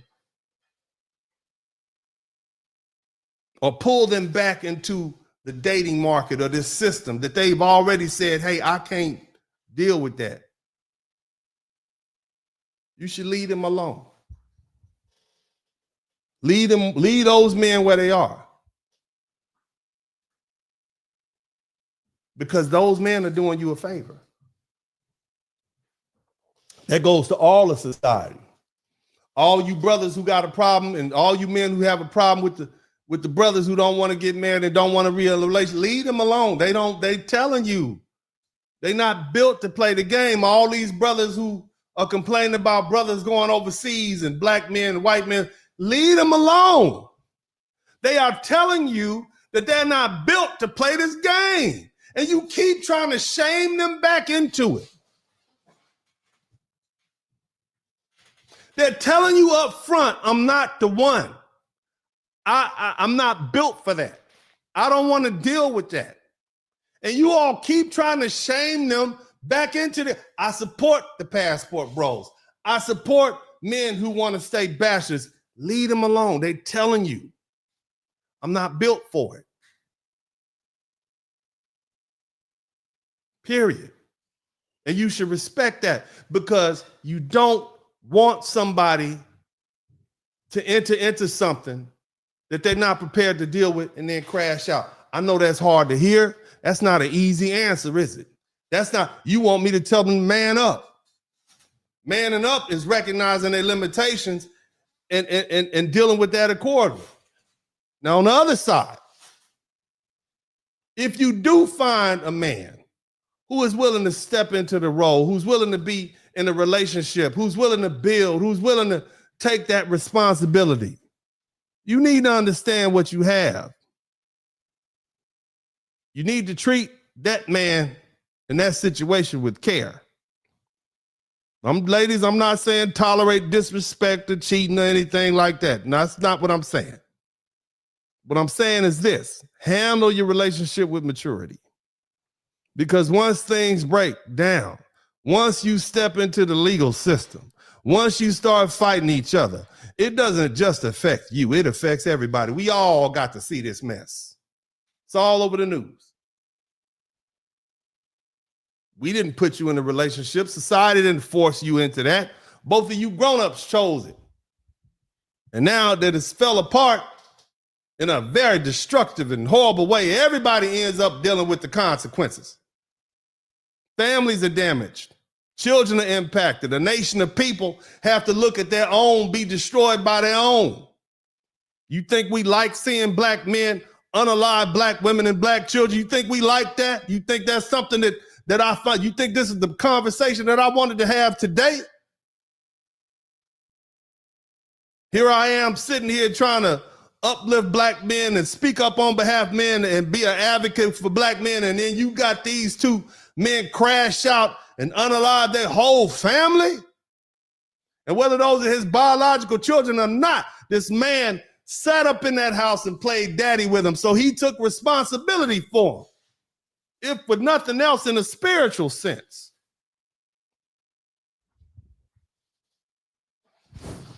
Same thing goes for that gentleman, Justin Fairfax, a lieutenant governor.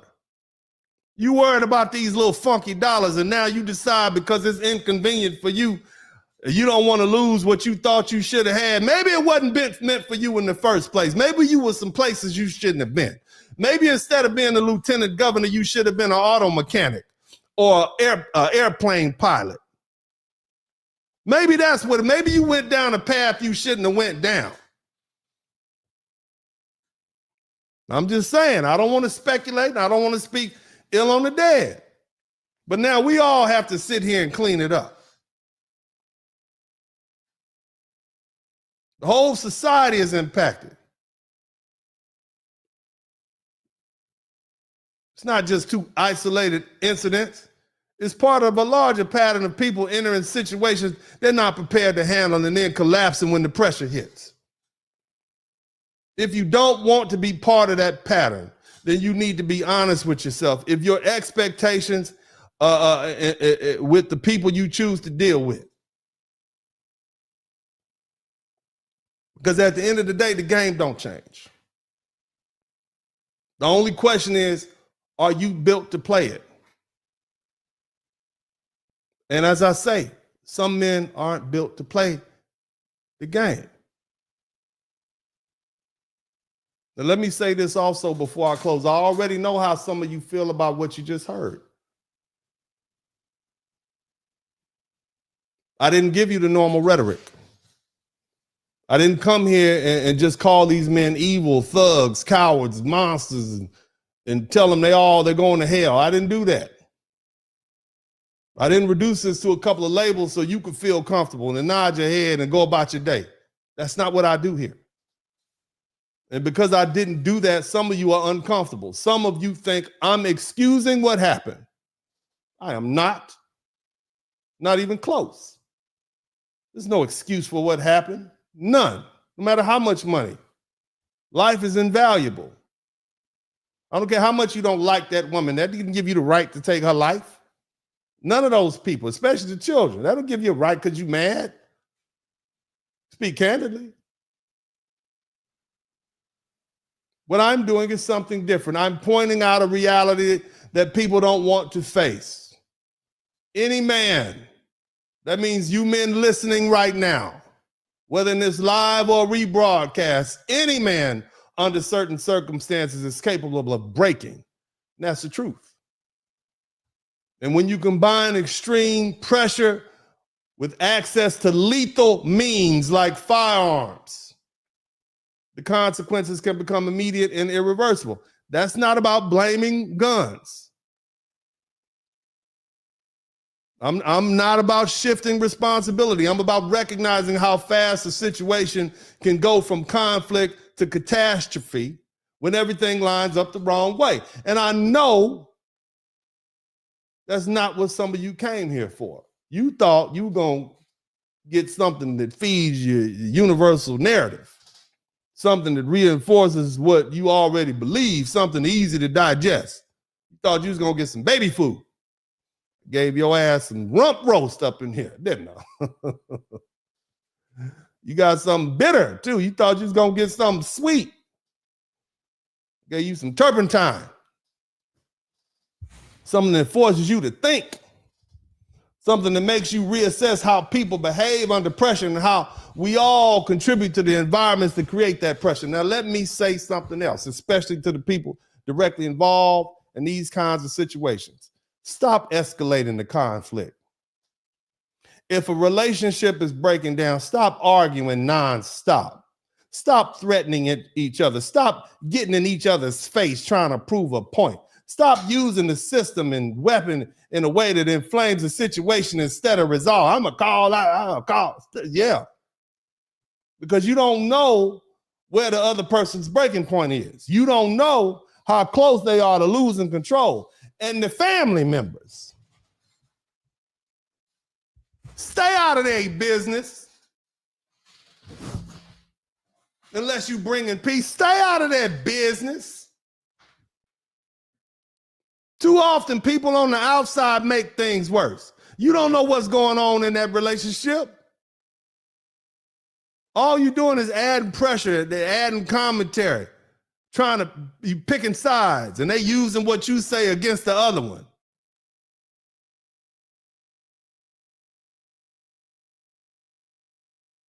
You stir things up without having to live with the consequences.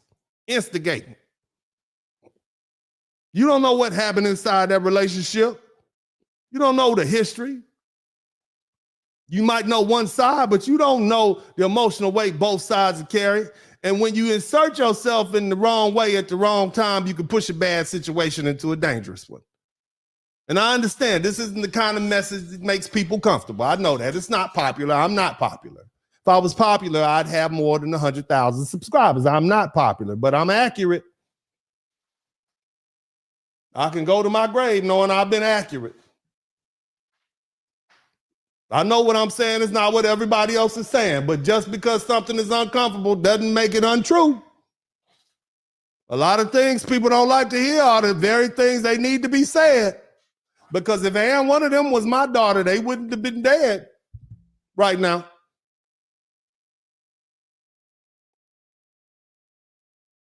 Ignoring those signs don't make them go away. It just guarantees that they'll see more of the same. And the reality is you're dealing with a generation of men. Let me talk specifically to this younger generation of men. And I'm not saying them old cats wasn't doing this back in the day. Young fellas, let's be honest with each other. Little skinny jean wearing dudes have grown up.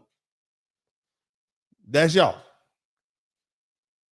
Okay, you had helicopter parents. I'm not talking about all of y'all. Some of y'all can handle it. Shout out to the younger brothers. I'm just respectfully. Somebody type respectfully in the chat room. Respectfully. Y'all was just painting your fingernails 5 years ago. Now you think you ready to be a daddy and a husband? You think you prepared to handle the level of pressure that comes with a relationship and marriage and the family breakdown? Huh? I'm not saying you inherently weak or bad. I'm not saying that. I would never disrespect a youth like that. But what I am saying is you weren't conditioned the same way I am. I'm Generation X. I ain't had nobody. I don't give a damn. I got left at home alone since I was 4. I'm gonna be all right. I'm as insensitive and callous as hell, and I've been like this when I was a preteen. I was raised like this. Whatever happens, happens. I don't give a damn. Sorry. And the people that came before me gave less of a damn. Okay? I don't even think our parents really liked us. You understand what I'm saying? We just kind of happened. But some of you all cross conflict emotionally, but you still have the physical capacity and determination to act on that emotion in ways that are irreversible. You're not equipped to absorb the loss in the same way. And see, that combination, emotional reaction with the force to act, is dangerous. That's what happens when you have a man who was raised by a woman who has the physical capacity of a man, but the conflict resolution skills of a mom. The mom he was watching. I love you all. I love y'all. I love the younger generation, millennials on down. I love y'all. But y'all not built to play this game. And that's across the board, all races. But instead of pretending this is real, pretending this is about one type of man or one group. I'm not saying that. We need to acknowledge what's actually happened, because until we do something, nothing's going to change. And if nothing changes, then this won't be the last time we see this. We had this type of conversation. I ain't going to have a conversation again. I'm just saying.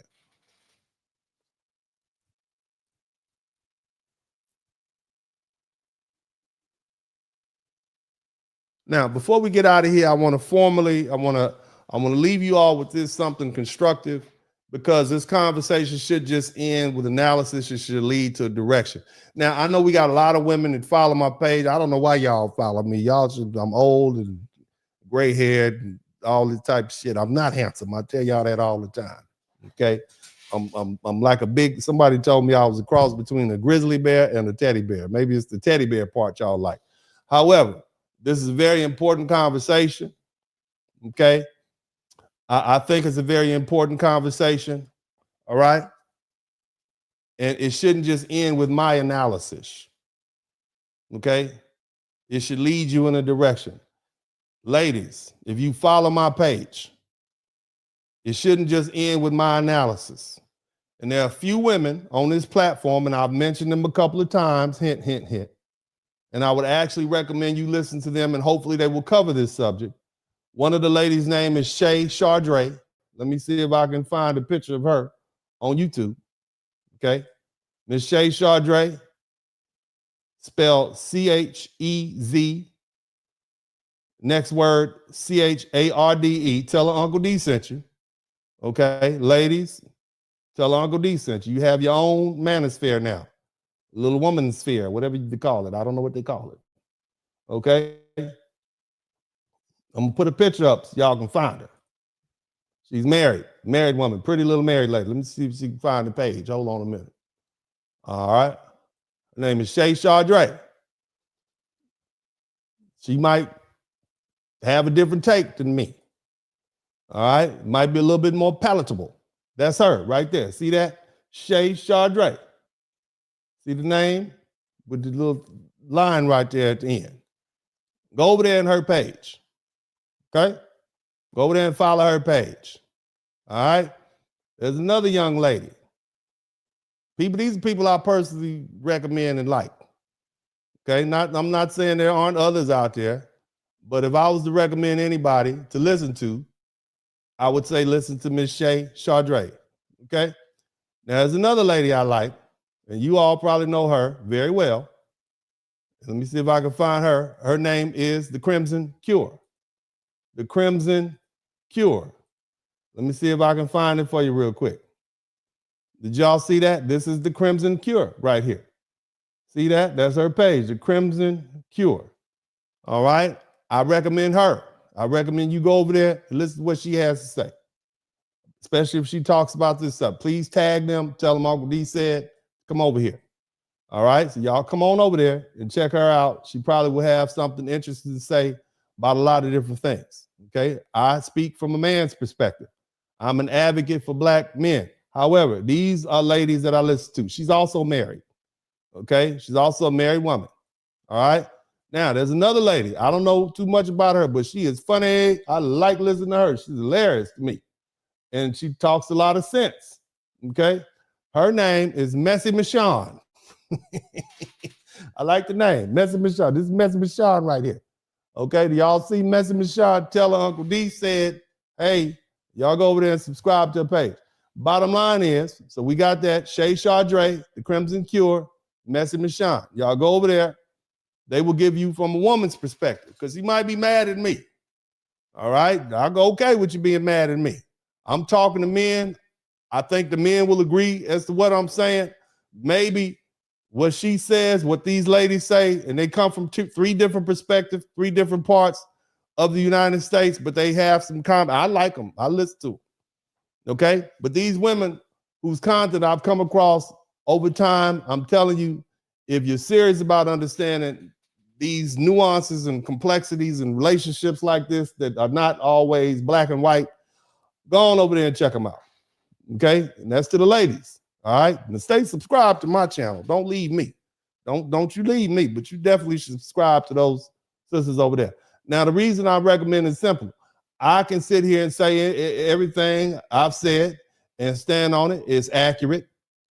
But the reality is, for a lot of people, a lot of ladies, and some of you men too, because you were raised by women. I'm just saying, you don't want to hear what a man has to say. I understand that, fellas. You got mama and you keyed in to listen to what women have to say. You would listen to that woman more than you listen to me. Those women could say the same thing I say, and you more inclined to listen to them. And I'm okay with that, long as you learn. Uncle D is about to learn it, baby. Okay? Uncle D wants you to learn something, baby. I want you to know what you need to know so you don't crash out and go crazy. All right? That's what I want. All right? Now, again, a lot of people, it's easy to hear these things coming from a woman's voice. It's more palatable. It lands differently. And sometimes that's what is needed to actually get through to people. I'm not doing this for a popularity contest. I'm doing this because I'm trying to help my people be better. You understand? And what you can't get from me, you can get from one of your aunties over there, one of those sisters. They'll tell you. They probably say some of the same things I'm saying in a different way, more palatable. I've been around YouTube a long time, long enough to know who's making sense and who's not, who has integrity and who doesn't. And these women, okay, they're not only intelligent, they're entertaining, they're funny, they're talented, and more importantly, I believe they're good for our people. You understand? They're good for all people. They're good for black people, white people, Hispanic people, but I truly believe they're good for black American people. I've listened to them myself, and when I have time, they've earned that level of respect. I've even contributed to the campaigns. I don't give nobody no money. Y'all don't give me no money. I don't give nobody no money. But to those ladies, I've donated to them on a regular basis. And I thank them oftentimes for their time and energy. So I would encourage you to go check out their platforms and take time to hear different perspectives, especially ones that are grounded in reality and not just emotion or fantasy, because the more we expose ourselves to truth, even when it's uncomfortable, the better equipped we are to make decisions that don't lead us down the same destructive path. I hope, prayerfully, I hope this content, okay, and content like this can help guide some of you on your journey through life and help you avoid situations that can spiral out of control and ultimately help us reduce the kind of outcomes we talk about today. Now, with that being said, I thank you all for your time. I appreciate you all. God bless you all. As I always say, I said this from a place of love. And that's about all I got to say. This is Uncle D, and I'm out.